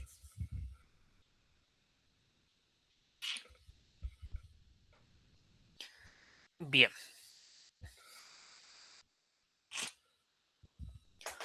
Ya discutimos. Ahora vamos a enunciar un término que seguramente en fundamentos, los que hayan hecho fundamentos les debe sonar. Que es, o vamos a terminar hablando de lo que es R2 Score, ¿sí? Pero antes de hablar de R2 Score, lo que tendríamos que pensar o hablar es acerca de las TCS. Si tenemos RCS, es lo que hasta ahora ya definimos. TSS no es más que otra cosa que la suma total de cuadrados. ¿Y a qué se llama la suma total de cuadrados simplemente a esto que está acá. La sumatoria de en todas las observaciones que tenemos de I sub i menos la media de los datos elevado al cuadrado. ¿Sí? Esto básicamente, ¿qué es lo que me dice? Bueno, si yo tuviese... o de alguna forma que me dice un poco es cuál es la varianza total que tengo dando vueltas por ahí. ¿Sí? La distancia de los datos a la media. ¿Sí? ¿Se ve? Me habla un poco de la varianza que tiene ese dataset. Bien. Y lo que se define es el R2 score como 1 menos los RCS dividido los TSS. Entonces, ¿qué significa esto? TSS mide variabilidad de los datos. RCS, el error que queda residual en nuestro modelo, es esa variabilidad que no se puede explicar por la regresión lineal. ¿Sí? Es lo que quedó pendiente que resolvamos de otra manera. ¿Sí? Ese error que quedó dando vueltas por ahí. Si ese error es 0, significa que la regresión lineal logró explicar completamente el problema. Y efectivamente los datos están en un formato lineal. ¿Sí? Eso no suele ser el caso, así que RCS representa lo que no hemos podido explicar con el modelo. Entonces, si yo hago TSS menos RCS, lo que consigo con eso es efectivamente lo que el modelo sí logra explicar, ¿no? Entonces, si me voy acá arriba, esto en realidad sale de plantear TSS menos RCS sobre TSS. No, son exactamente iguales estas dos ecuaciones que están acá. Entonces, esto es lo que nuestro modelo sí efectivamente puede explicar, y esto es el total de varianza o de variabilidad que tenemos dando vueltas en nuestro modelo. ¿Sí? Entonces, ¿qué es lo que mide R2? Básicamente la relación que hay entre lo que hemos podido explicar del total. ¿Sí? Entonces, mientras más alto sea R2, básicamente significa que nuestro modelo lineal ha logrado captar mejor el patrón de los datos. ¿Sí? Mientras más chico sea R2, significa totalmente lo opuesto. ¿Sí? Que no hemos logrado captar esa variabilidad de los datos. ¿Se entiende? ¿Sí, no? ¿No, sí?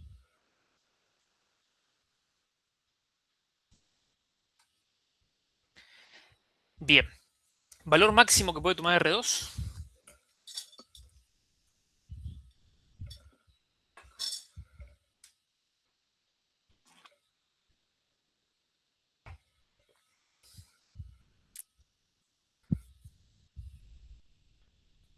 ¿Alguna apuesta? Bueno, tenemos 1 con signo de pregunta. ¿Alguien se anima a decirlo sin signo de pregunta algo? Sí, 1. 1, sí. ¿Por qué? Porque RCS como mínimo podía valer 0. ¿Sí? Que es lo que dijimos antes, porque es una suma de cuadrados. Entonces, como mucho puede valer 1. ¿Sí? Ese es el valor máximo que tiene, que es justamente cuando RCS toma su menor valor posible. Bien, 1. ¿Valor más chico que puede tomar?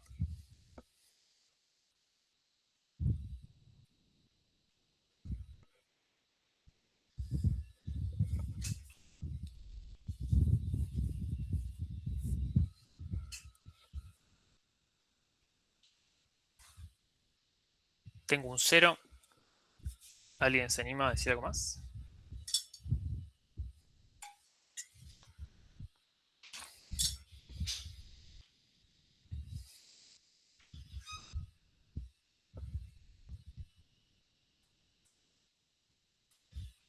Bien, vamos a analizar un poquito primero los resultados que podría tener con R2. Ya me dijeron que si estoy cerca, bueno, 1 es el valor máximo que puede tomar. Entonces, mientras más cerca de 1, se puede decir que la regresión lineal explica de buena forma la variabilidad de los datos. ¿Sí? Si es 1 clavado, bueno, explica totalmente esa variabilidad.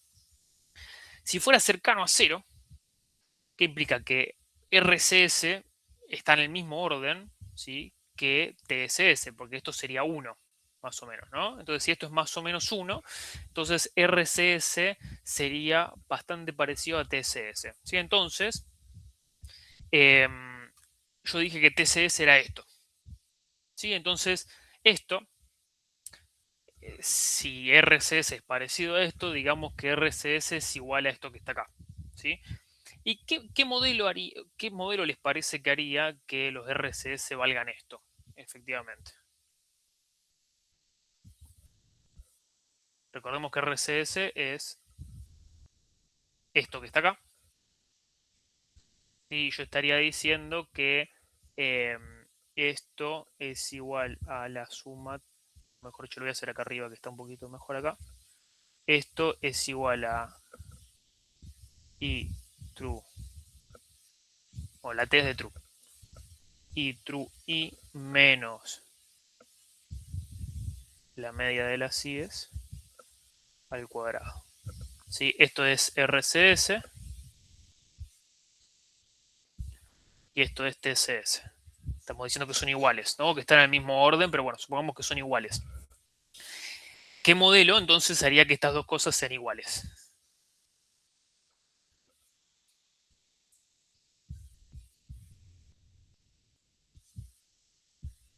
Fíjense que esto que está acá es lo mismo que está acá. Son exactamente lo mismo. O sea que nos quedaría que nuestro modelo, ¿qué es lo que debería ser?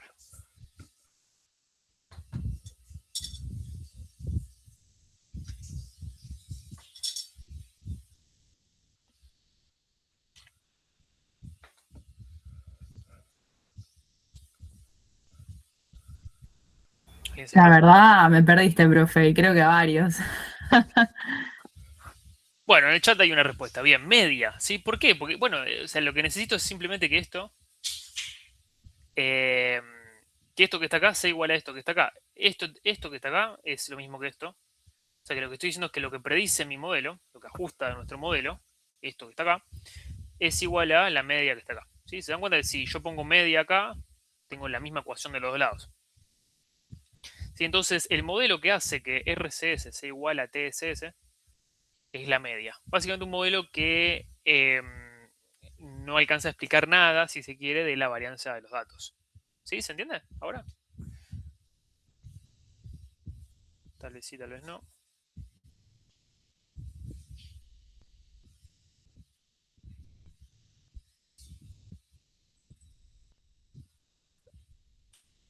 Sí, entonces el modelo que hace que RCS sea igual a TSS, acuérdense, TSS es esto, simplemente es la sumatoria de la distancia que hay entre cada punto a la media de las IES, de cada observación en I. A la media de las IES elevada al cuadrado, ¿sí? Y esto básicamente es lo mismo que la suma de los residuos al cuadrado si el modelo fuera una media, simplemente, ¿sí? Fíjense que esto que está acá es lo mismo, vuelvo para atrás de vuelta, es lo mismo que esto que está acá, uy, perdón, es lo mismo que esto que está acá, siempre y cuando yo cambie beta 0 más beta 1 por x1, en vez de poner eso, ponga la media de los datos. ¿Sí? Si yo pongo eso, ya con eso ya tengo la misma ecuación, ¿sí? De los dos lados. Bueno, es simplemente porque quedan las ecuaciones iguales, ¿sí? Cualquier cosa después, si quieren, lo repasamos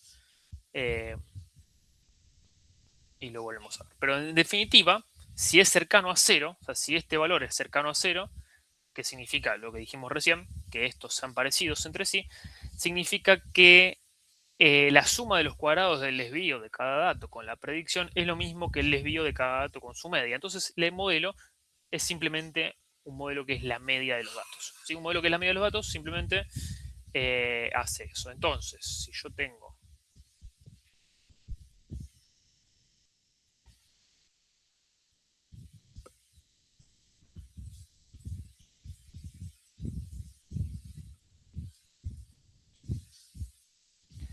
un modelo que hace esto, supongamos que ahí está la media, este sería el modelo que tiene R2 igual a 0.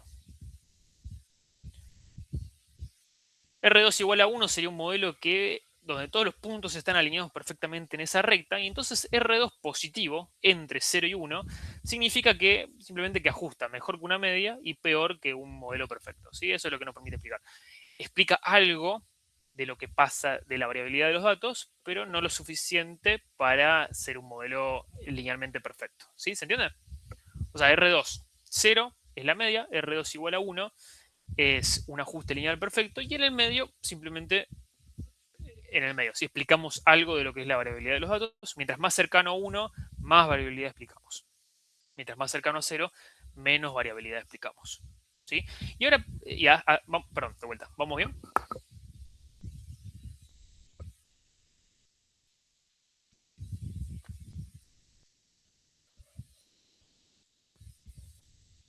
Este concepto igual en práctica también se los vamos a meter por todos lados, así que tranquilos con eso que va a salir. Bien. Dicho eso, antes pregunté cuál es el menor valor que puede tener R2. Entonces la pregunta es, ¿puede ser menor a 0?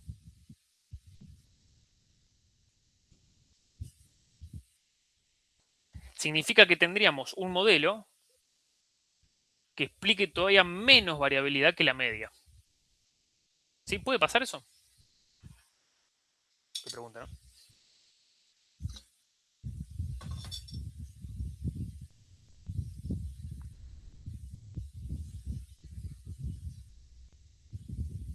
Pero bueno, supónganse que yo tengo un modelo que hace esto. También es una regresión lineal, ¿no?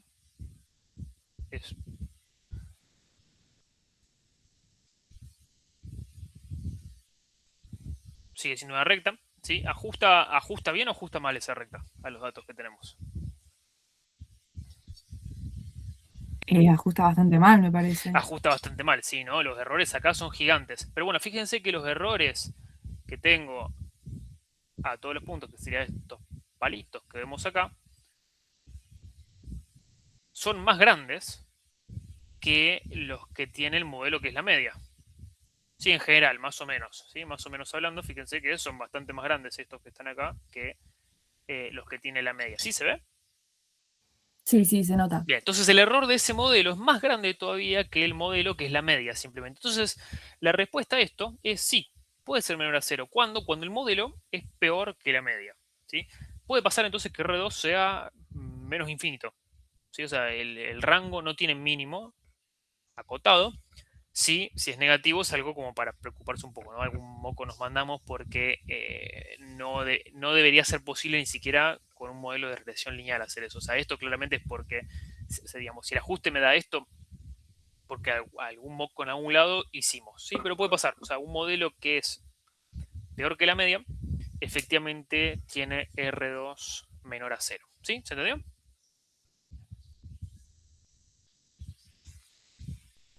Bien, un sí. Voy a esperar un par de manitos más acá.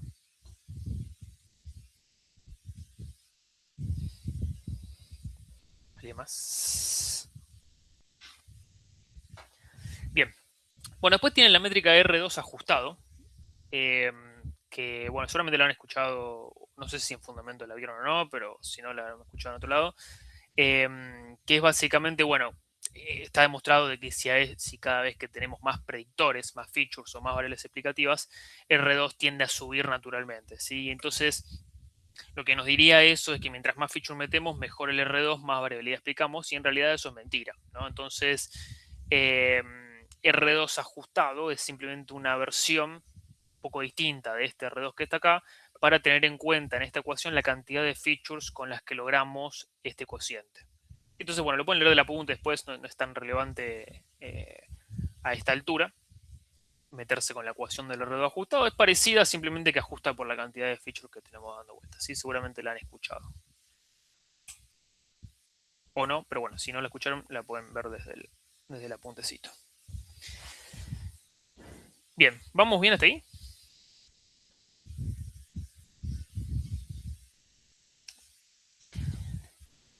Bien, para meternos a hablar de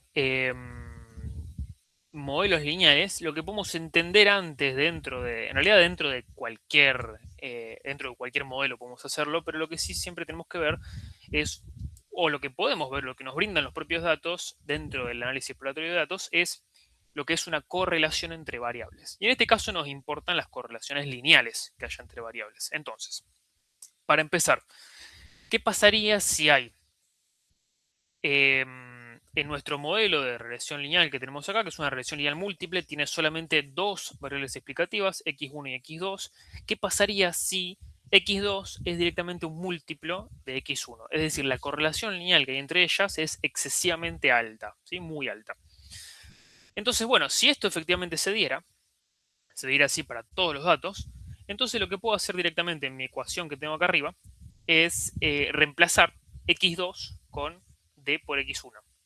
Y hago ese reemplazo. Fíjense que de acá a acá lo que hice fue simplemente sacar X2 y poner D por X1. ¿Sí se ve?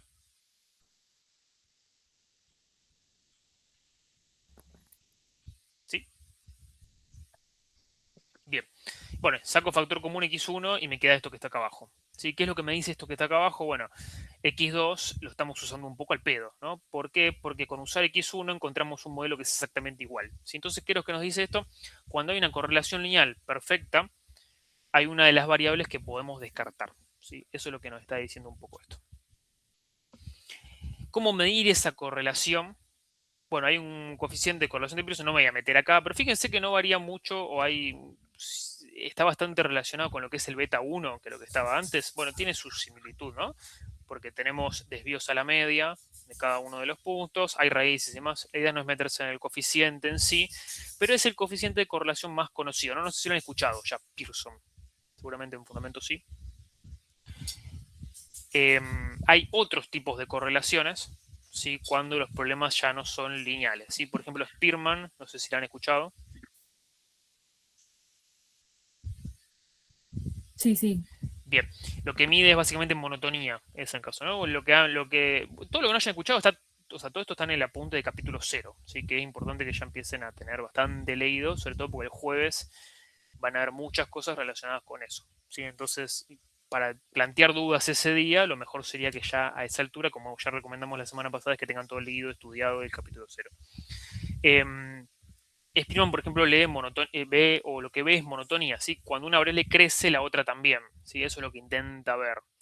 Entonces, es otro tipo de correlación, no necesariamente lineal, ¿sí? ¿Por qué? Porque cuando hagamos esta matriz de correlación que está acá, ¿sí? Que seguramente esta foto más o menos la habrán visto, surge la pregunta, naturalmente, de qué significa este 0 que está acá, ¿sí? Significa efectivamente que no hay, no sé si se ve el 0 porque justo está sobre un cuadrado rojo, que estoy marcando en rojo, pero bueno, creo que se alcanza a ver, ¿no?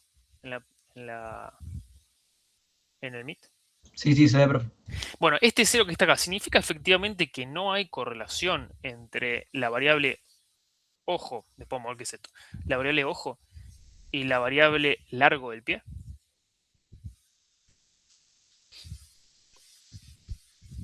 ¿No hay correlación entre ellas?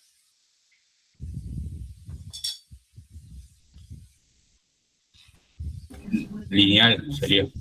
Bien, no hay correlación lineal entre ellas. Sí puede haber otro tipo de relación cuadrática, cúbica, etcétera. ¿Sí? Puede ser un logaritmo natural, no importa. La cuestión es que no hay una relación lineal entre ellas. ¿Sí? ¿Significa que tengo que descartar alguna de las dos variables porque no hay una correlación entre ellas? La respuesta siempre va a ser no. ¿Sí? Mirando este gráfico jamás vamos a descartar nada. ¿Sí? Capítulo 0 incluye también un notebook que se llama correlación, ¿sí? Que también van a ver, que también bueno, véanlo si no lo vieron todavía, donde se intenta comparar un poco distintos modelos cuando uno empieza a sacar variables porque ve, por ejemplo, correlaciones altas o correlaciones bajas, ¿sí? Pero por lo general cuando uno ve correlaciones altas, lo empieza a hacer, ¿no? Uno ve, bueno, tengo variables correlacionadas, listo, esta no la uso, ¿sí? ¿Por qué? Porque pasa esto. Pero hay que tener mucho cuidado porque cuando esta correlación no se da en todos los puntos y en todas las observaciones, hay información que uno pierde cuando uno descarta una de las variables. Entonces hay que ser muy cuidadoso cuando uno trabaja con estas correlaciones que están acá. ¿Sí? Cuando va a haber si hay alguna observación para lo cual esto se rompe, ese dato puede ser importante. ¿Sí? Entonces, directamente descartar una de las variables simplemente porque parecería que está bastante explicada en otra, no es la práctica ideal. ¿Sí? La práctica ideal siempre es hacer transformaciones. Porque, por ejemplo, si este 0 que está acá significa que esta variable es el cuadrado de esta, bueno, ahí sí puedo empezar a hacer algunas transformaciones, ¿no? Puedo elevar una al cuadrado y ahí sí descartar la otra. O, por ejemplo, si acá la variable target, bueno, no importa cuál es, pero supongamos que es largo el pie, efectivamente, lo de target. Entonces, elevar esta al cuadrado, si efectivamente la relación es cuadrática, tendría muchísima información, ¿sí? Y tal vez la estoy descartando porque dije, hay correlación baja. Entonces la descarto. No, lo que hay que hacer después de este gráfico, sí que ya lo deben haber hecho, pero bueno, después vamos a repasar un poquito este gráfico. lo que hay que hacer siempre es después ir a ver efectivamente qué relación hay entre todas estas variables. ¿Sí? ¿Cómo se hace eso? Después con otro gráfico que se llama scatterplot, que básicamente vamos a plotear una variable en función de la otra y observar si hay efectivamente más relaciones que no sean efectivamente, que no sean solamente la lineal. Porque por más que estemos en modelos lineales, siempre podemos hacer transformaciones sobre estas variables para ponerlas en otra escala y cambiar un poco su distribución. ¿Sí? Entonces, bueno, ojo con eso. ¿Sí? No, esta matriz no es pauta para borrar ni... A ver, no es una pauta para borrar nada. Sí puede ser una pauta para hacer transformaciones, ¿sí? Y de vuelta, ojo con las conclusiones que se saquen con esta matriz, ¿no? De vuelta, el 0 no significa que no haya correlación, sino que significa que no hay una correlación lineal, simplemente, ¿sí? Bien. Bueno, acá hay un ejemplito de algunos casos sobre qué es correlación 1, que es básicamente una recta perfecta, que significa correlación 0,8, por ejemplo. Entonces, fíjense, 0,8 es muy alto, parece alto, pero sin embargo, la regresión lineal es buena, pero tampoco es perfecta, ¿sí? O sea, está lejos de ser perfecta. Así que ojo entonces con suponer qué pasaría si esa correlación es cercana a 1, pero no exactamente 1. ¿Vamos bien hasta ahí?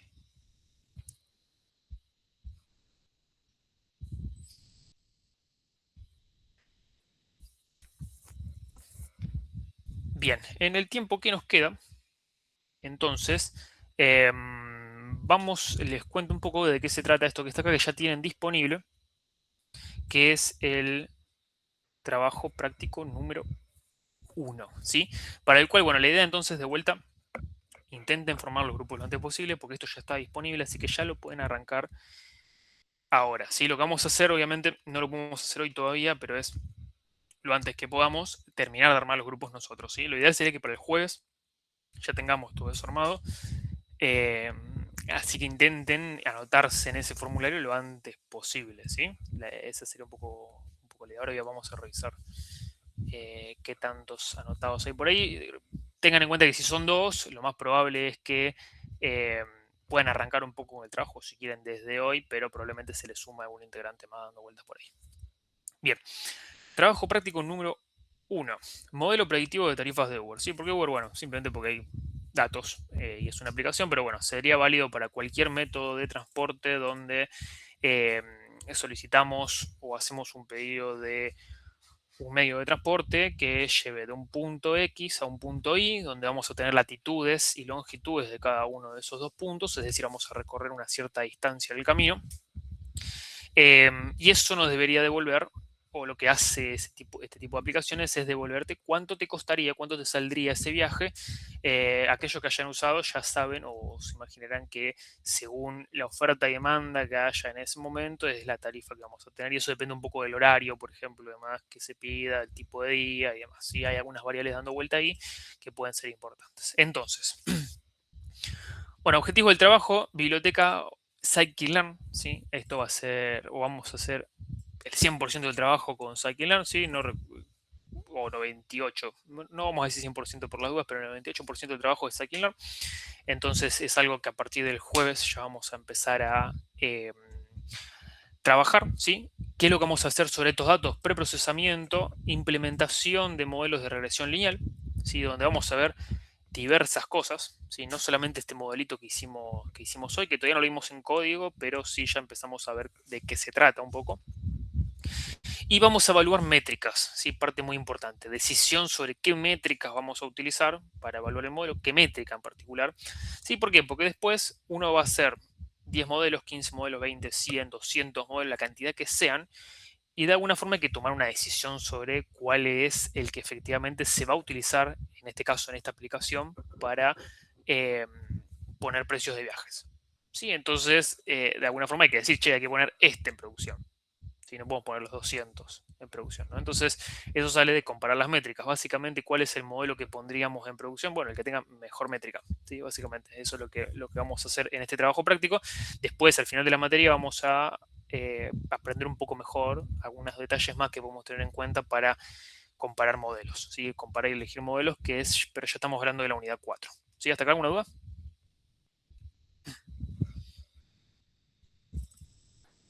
Bueno, tienen el datasset subido, está ahí en la misma carpeta. Estas son las variables que van a encontrar, ¿sí? Identificadores, fechas, cantidad de pasajeros del viaje, latitud y longitud de punto de inicio y punto de fin del viaje y cuánto costó ese viaje, en este caso en dólares, porque es un dataset de una ciudad en particular, si ellos se van a dar cuenta cuál es, pero es de una ciudad en particular que no es de este país, ¿sí? Así que es de otro. Así que bueno, van a ver ese detalle, ¿sí? Los costos están en dólares. Antes de contarles un poco qué es lo que pedimos o queremos que hagan, la idea un poco del trabajo práctico es, el trabajo práctico es simplemente un notebook, ¿sí? Donde ustedes van a levantar los datos y trabajar directamente en ese notebook. Esto no necesita un PDF, ni un PowerPoint, ni una presentación. Es más, no es que no se necesita, no se presenta de esa forma. ¿Sí? La presentación es directamente ese mismo notebook sobre el cual van a trabajar. ¿Sí? Eso es lo que después van a terminar subiendo a un repositorio y compartiéndonos, sobre el cual haremos las pertinentes correcciones y después eso mismo vamos a usar para lo que sería la defensa del trabajo práctico. ¿Sí? No va a salir de ese notebook que está ahí. Entonces, como esto es lo único que van a presentar y que van a entregar, lo que debería tener es texto, ¿no? Texto que diga básicamente por qué estamos haciendo este gráfico, qué es lo que esperamos ver de este gráfico, qué conclusión sacamos de este gráfico, ¿sí? Todo gráfico, toda tarea que hagamos debería responder a bueno, ¿por qué hicimos esto? ¿Qué es lo que esperábamos que se haga en esta parte? ¿Y qué conclusión sacamos del resultado que tuvimos acá? Sí, básicamente por eso hacemos cada celda del notebook, ¿no? Acá queremos ver las métricas, acá queremos entrenar el modelo, acá queremos ver cómo se testean pruebas, acá queremos ver cómo se distribuyen los datos, etcétera, etcétera. ¿Sí? Acá queremos ver qué hacemos con los faltantes, por ejemplo, ¿no? Y por qué hacemos lo que hacemos con los faltantes, ¿sí? Entonces la idea es que el texto que se incorpore dentro de este trabajo esté relacionado a estas tres preguntas que estoy haciendo ahora, ¿no? ¿Por qué estamos haciendo esta celda? ¿Qué conclusión me llevo de esta celda? Y bueno, ¿y por qué hago esta celda? Básicamente, sí, eso es un poco lo que tendría que estar dentro del trabajo. Ese tipo de preguntas también es las que vamos a hacer después en la defensa, ¿sí? O sea, queremos saber, entender por qué hicieron cada una de las celdas que hicieron y no porque lo copiaron de algún lado, ¿sí? Esa es un poco la cuestión. Si son conscientes de por qué están poniendo la celda que están poniendo, no tendrían mucho problema en decir por qué lo están haciendo. ¿Sí? Esa es un poco la idea. Bien. Entonces, incorporar una cantidad de texto adecuada. Si tampoco queremos ver un testamento acá, porque tampoco es la idea. O sea, no queremos la definición de histograma. ¿Sí? Porque el histograma ya lo vieron en otras materias. Ahí tuvieron que definir qué era un histograma y tuvieron que rendir qué era un histograma. ¿Sí? Acá no, acá lo usamos simplemente como una herramienta. ¿Sí? Entonces la idea no es que nos defina, bueno, este histograma es tal cosa. No, lo que queremos ver es simplemente qué conclusión sacan de ese histograma. Entonces la idea es, no es una cantidad de texto abismal la que tengan que poner, para nada. ¿Sí? O sea, lo más conciso está bien. Si ponen más texto que eso, bueno, empieza a ser un problema porque nos daría una pauta de que no estarían entendiendo qué es lo que queremos que hagan. ¿Sí? Eso sería un poco la cuestión. Y en el notebook van a ver que van a tener que tomar decisiones. ¿Sí? Cuando lleguen a la parte de faltantes van a tener que decir, che, bueno, hay que imputar los datos de esta forma en particular. ¿Sí?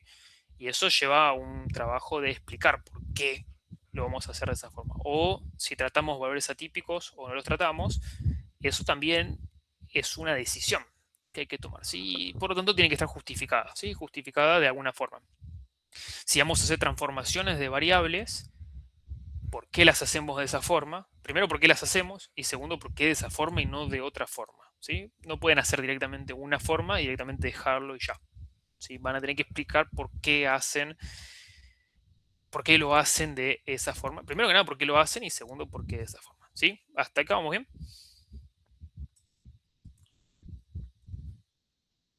¿Sí, no? Sí, sí, genial. Bien.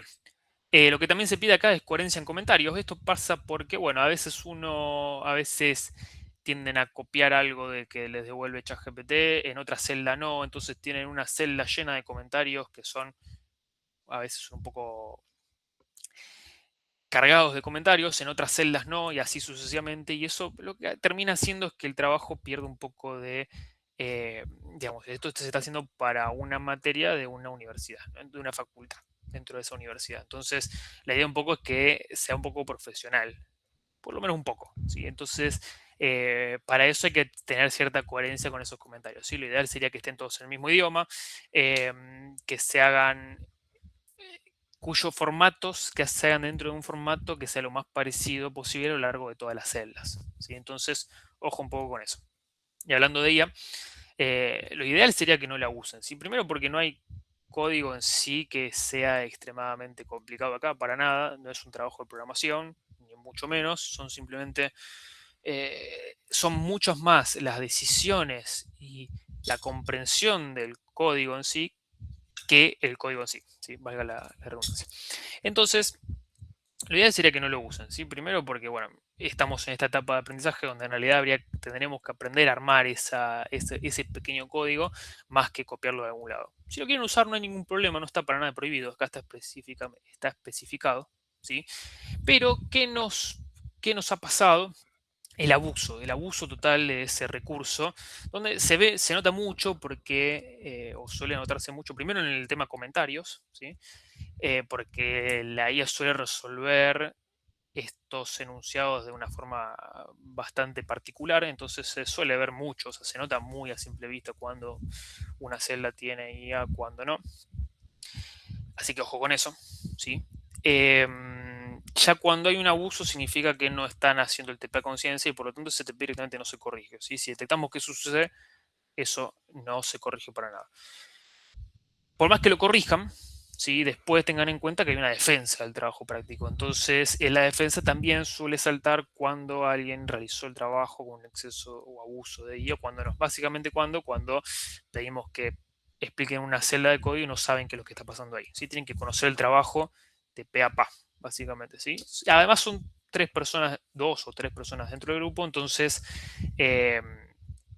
tengan en cuenta que probablemente haya partes que no hayan hecho todos. En particular, lo ideal sería que todos hagan todo, pero puede ser que esté un poco más distribuido y bueno, la idea es evaluar todo íntegramente, ¿no? Entonces, por más que alguien haya hecho algo y alguien otra cosa y se hayan complementado entre sí, está perfecto, pero todos tienen que entender todo, ¿sí? O sea, la defensa, tengan en cuenta que por más que el trabajo esté perfecto y demás, lo que hacemos ahí básicamente es chequear que que todos estén en la misma página, ¿sí? Esa es un poco la idea. ¿Hasta ahí vamos bien?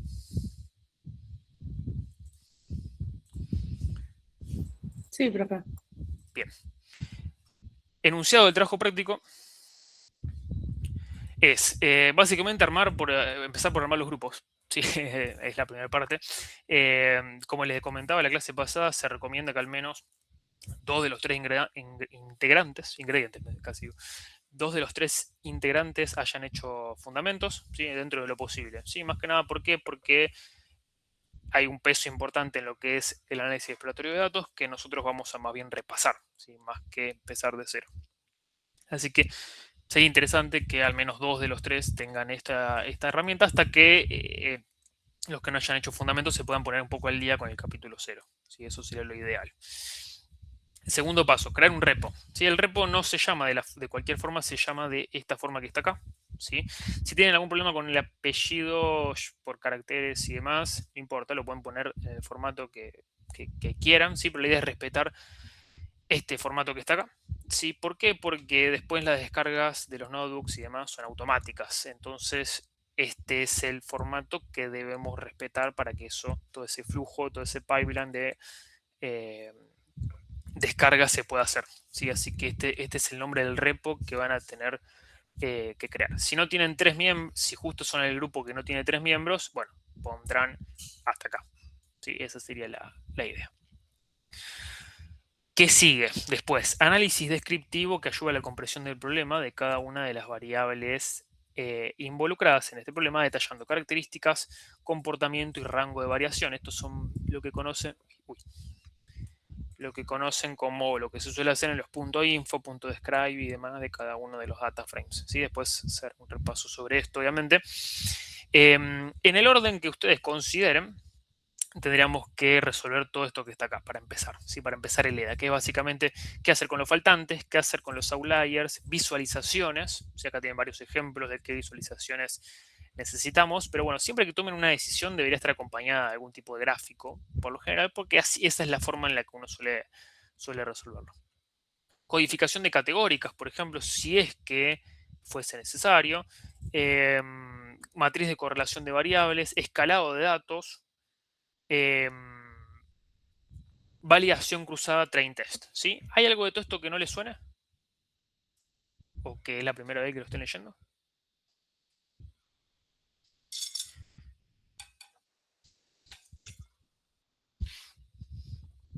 Bien, capítulo 0 tiene la gran mayoría. Validación cruzada lo hablamos la semana pasada. ¿Sí? Y de vuelta, la semana pasada no hemos hecho tanto hincapié en todo esto, simplemente porque hemos tenido una clase menos. Se supone que era un poco de la clase 1 también ver un poco esto. Así que de vuelta, capítulo 0 importante para ver en detalle todo esto, sobre todo para que el jueves puedan hacer las preguntas que necesiten también para poder empezar con todo esto.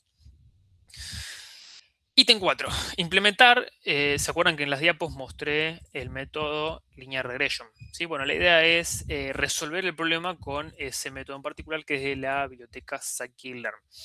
Después vamos a ver, una vez eso resuelto, vamos a usar los métodos de gradiente descendiente, que es algo que vamos a ver la clase que viene, cómo se implementa teóricamente hablando primero, y después en código.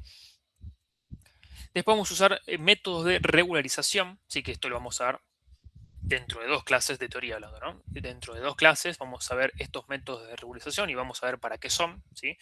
O sea, que acá estamos hablando que vamos a implementar ya 7 modelos, ¿sí? Como mínimo, porque tenemos el común, tenemos 3 de estos y tenemos 3 de estos, así que ya estamos implementando 7, probablemente implementemos más. Para todos estos casos, obtener métricas adecuadas, ¿sí? Que esto es básicamente elegir una métrica para efectivamente decidir cómo vamos a comparar esos 7 por lo menos modelos, gráficos de residuos, conclusiones un poco sobre qué es lo que van a ver dentro de todo esto. ¿Sí? Algunas de estas cosas, o la gran mayoría de estas cosas, todavía no les hemos dado, ¿sí? Así que todavía estamos por aprender, ¿no? Todo lo que está por acá dando vueltas. ¿Se acuerdan que era un hiperparámetro?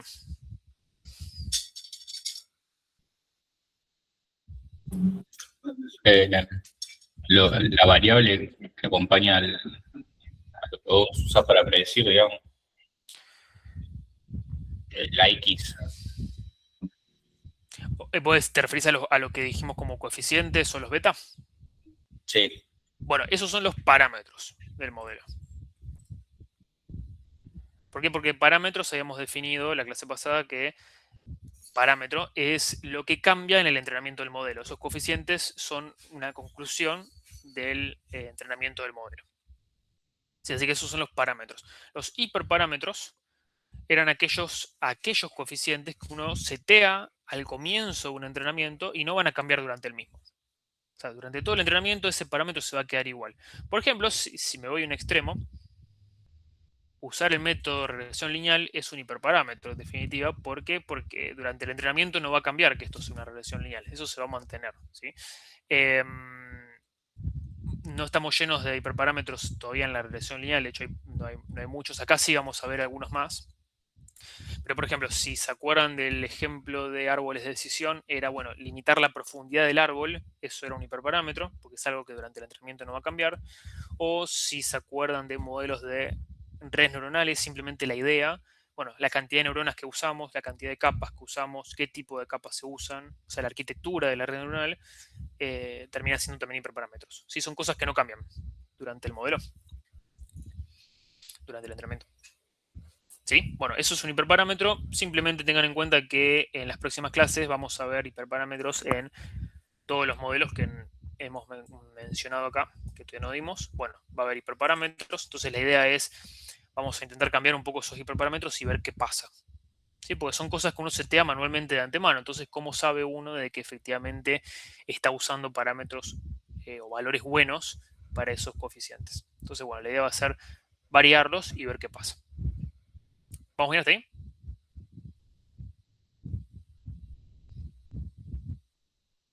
Bien, obviamente Sí. que con la idea, ¿no? Esto todavía no lo dimos, pero bueno, obviamente que con la idea es lo que espero que nos llevemos. Bien, métrica adecuada para compararlos. ¿sí? Es decir, de las métricas, vieron que hoy hicimos unas pequeñas conclusiones sobre las métricas. En el apunte tienen todo bien por detallado, ventajas y ventajas de cada una de las métricas que enuncié hoy. Bueno, obviamente que lo pueden consultar sin ningún tipo de problema. Pero la idea es que elijan una métrica para hacer la comparación de modelos y que nos digan por qué. ¿Por qué esa métrica? O sea, qué es lo que tuvieron en cuenta para decir esa métrica, por qué no otra. Que elijan esa métrica y básicamente deberían quedarse con el modelo, ¿sí? De todos estos que van a hacer acá, deberían quedarse con aquel que tenga la mejor métrica. Ese va a ser su ganador, digamos, su modelo ganador. Entonces, bueno, esa sería la parte de comparar modelos, el ítem 6, conclusión del trabajo y preparar una defensa, ¿sí? ¿Por qué? Porque la defensa, bueno, en la conclusión sí pueden excederse en texto, lo ideal sería que ahí sea donde esté concentrada la mayor cantidad de texto, obviamente. La defensa consiste en preguntas que pueden ser, básicamente dentro de un lapso aproximadamente de media hora, vamos a intentar preguntarle a todos los miembros del grupo que expliquen partes del código, que expliquen métodos utilizados, preguntas teóricas, es decir, ¿por qué esto y no otra cosa? O ¿por qué hicimos esto? Y ahí la justificación puede ser teórica.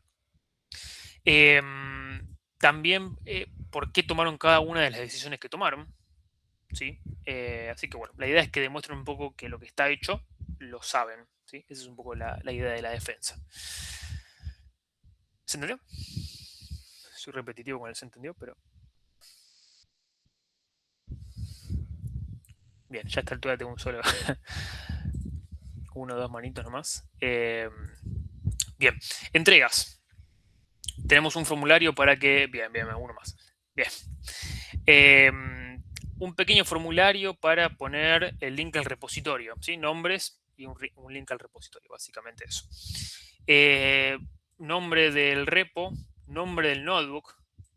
¿Sí? Fíjense que el notebook también tiene un nombre particular, ¿sí? Que deberíamos respetar para que de vuelta todo ese flujo automatizado funcione bien. ¿Sí? No hace falta que suban más nada. Si después quieren usar alguna herramienta que adicional, no hace falta que la suban al repo tampoco, si es algo que lo necesiten para correr código, ¿sí? Pero si quieren usar algo más, no hace falta que lo suban tampoco, ¿sí? Con subir simplemente el notebook es más que suficiente. Fecha de entrega. Fíjense que es a partir de un mes, ¿sí? Como les comentaba la clase pasada, tenemos un mes destinado al primer trabajo, 3 meses destinado al segundo, porque el segundo consiste en 3 entregas, que son más o menos de un mes cada una, ¿sí? Entonces, cada un mes tenemos una entrega, ¿sí? Acá dice qué pasa si se demoran un poquito en entregarlo, qué dice qué pasa si se demoran más de un poquito, dice qué pasa si aprueban la defensa, si no aprueban la defensa, entonces pues leanlo bien. Esto, según, en teoría podemos llegar bien a esta fecha, como está estipulado, pero según cómo evolucionemos temas paros, temas feriados, ya tenemos un par antes de esta fecha, según cómo evolucione un poquito, podría llegar a extenderse un poco, ¿sí? Pero va a depender simplemente de cómo veamos que evolucionen las próximas clases, ¿sí? Si llegamos a ver todos los temas, eso no va a cambiar, ¿sí? Esta fecha que está acá, ¿sí? Así que tengan en cuenta que en principio esa es la fecha de entrega que tenemos prevista, ¿sí? Les aviso simplemente que puede llegar a variar si es que consideramos, si es que lo consideramos necesario, ¿sí? Pero simplemente por eso. ¿Dudas?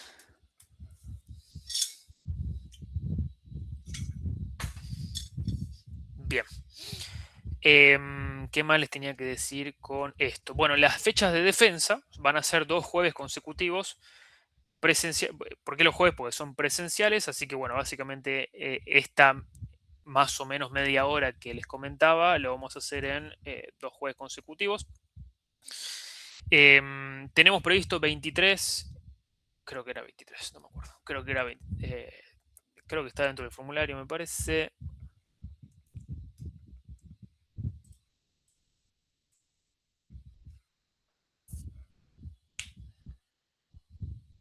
Sí. Tenemos previsto 23 y 30 de abril para defensas, ¿sí? Que deberían ser 2 jueves, salvo que le haya pifiado en la fecha, deberían ser 2 jueves. O sea, entrega el fin de semana del 10 de abril, o el 10 de abril, mejor dicho, defensas 23 y 30 de abril. Fíjense que, bueno, esto puede llegar a cambiar también si cambia la fecha de si cambiara la fecha de entrega del trabajo, o también va a cambiar si hay paros estos días o por la razón que sea, ¿sí? O sea, esto puede llegar a cambiar.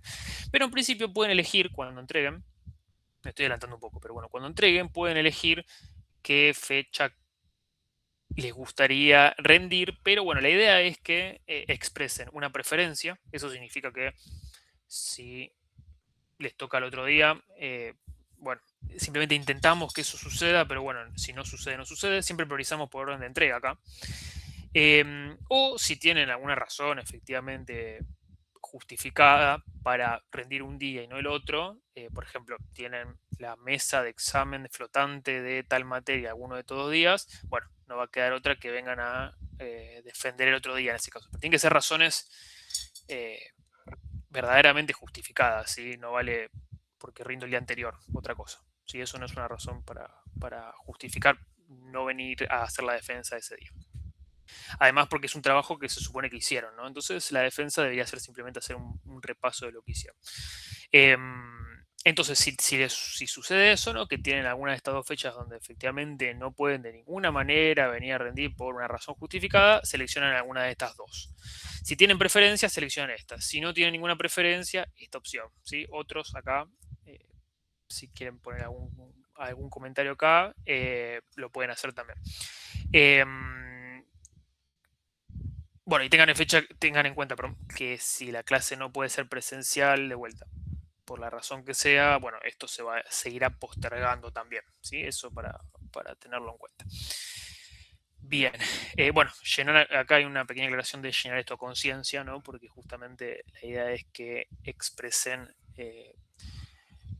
una solicitud que podamos llegar a cumplir. O sea, lo ideal para nosotros sería que todos pongan instinto, ¿no? Eso sería lo mejor. Así que bueno, intenten llenarlo lo más a conciencia posible, acorde a las posibilidades de cada uno. Bien, dicho eso, estamos más o menos a fin de hora, así que no vamos a arrancar más nada. Dejo unos minutos para las preguntas que puedan tener, pero bueno, la clase en sí ya estaríamos. Ya sea con el enunciado del trabajo, ya sea con algo de lo que vimos, pueden preguntar.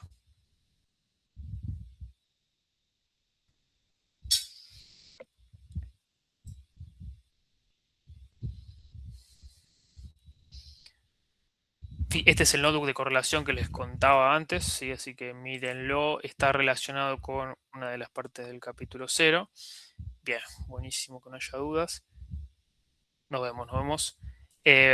Fíjense simplemente que acá en el capítulo 0 tienen visualización de datos, valores faltantes, atípicos, todo lo que es ingeniería de características, todo lo que es codificación de variables, transformación de variables, y tratamiento de variables correlacionadas, es el último ítem, ¿sí? Esto es un poco lo que necesitamos que tengamos cubierto ya para el jueves que viene, ¿sí? Así que bueno, dejo por acá, más que nada para que si alguno no lo abrió todavía, vea más o menos el contenido que está dando vuelta por acá. Bien, ahí si alguien le quiere escribir a Facu. Buenísimo, si no, bueno, acuérdense que también se pueden anotar solos en el formulario, tampoco es un problema. En sí también recomendamos que sean 3 porque nos suele pasar de que alguien deja la materia y de vuelta hacerlo de a uno, en ese caso es un poco complicado, ¿sí? Así que medio que lo de que sean 3 es una recomendación bastante fuerte. Bueno, si no hay más dudas, chicos, estamos por ahí. Dale, profe. Nos Chao, vemos. profe, gracias. Chao, nos vemos. Chao, profe. Chau. Gracias, nos vemos. Chao, hasta luego. Chao, nos vemos.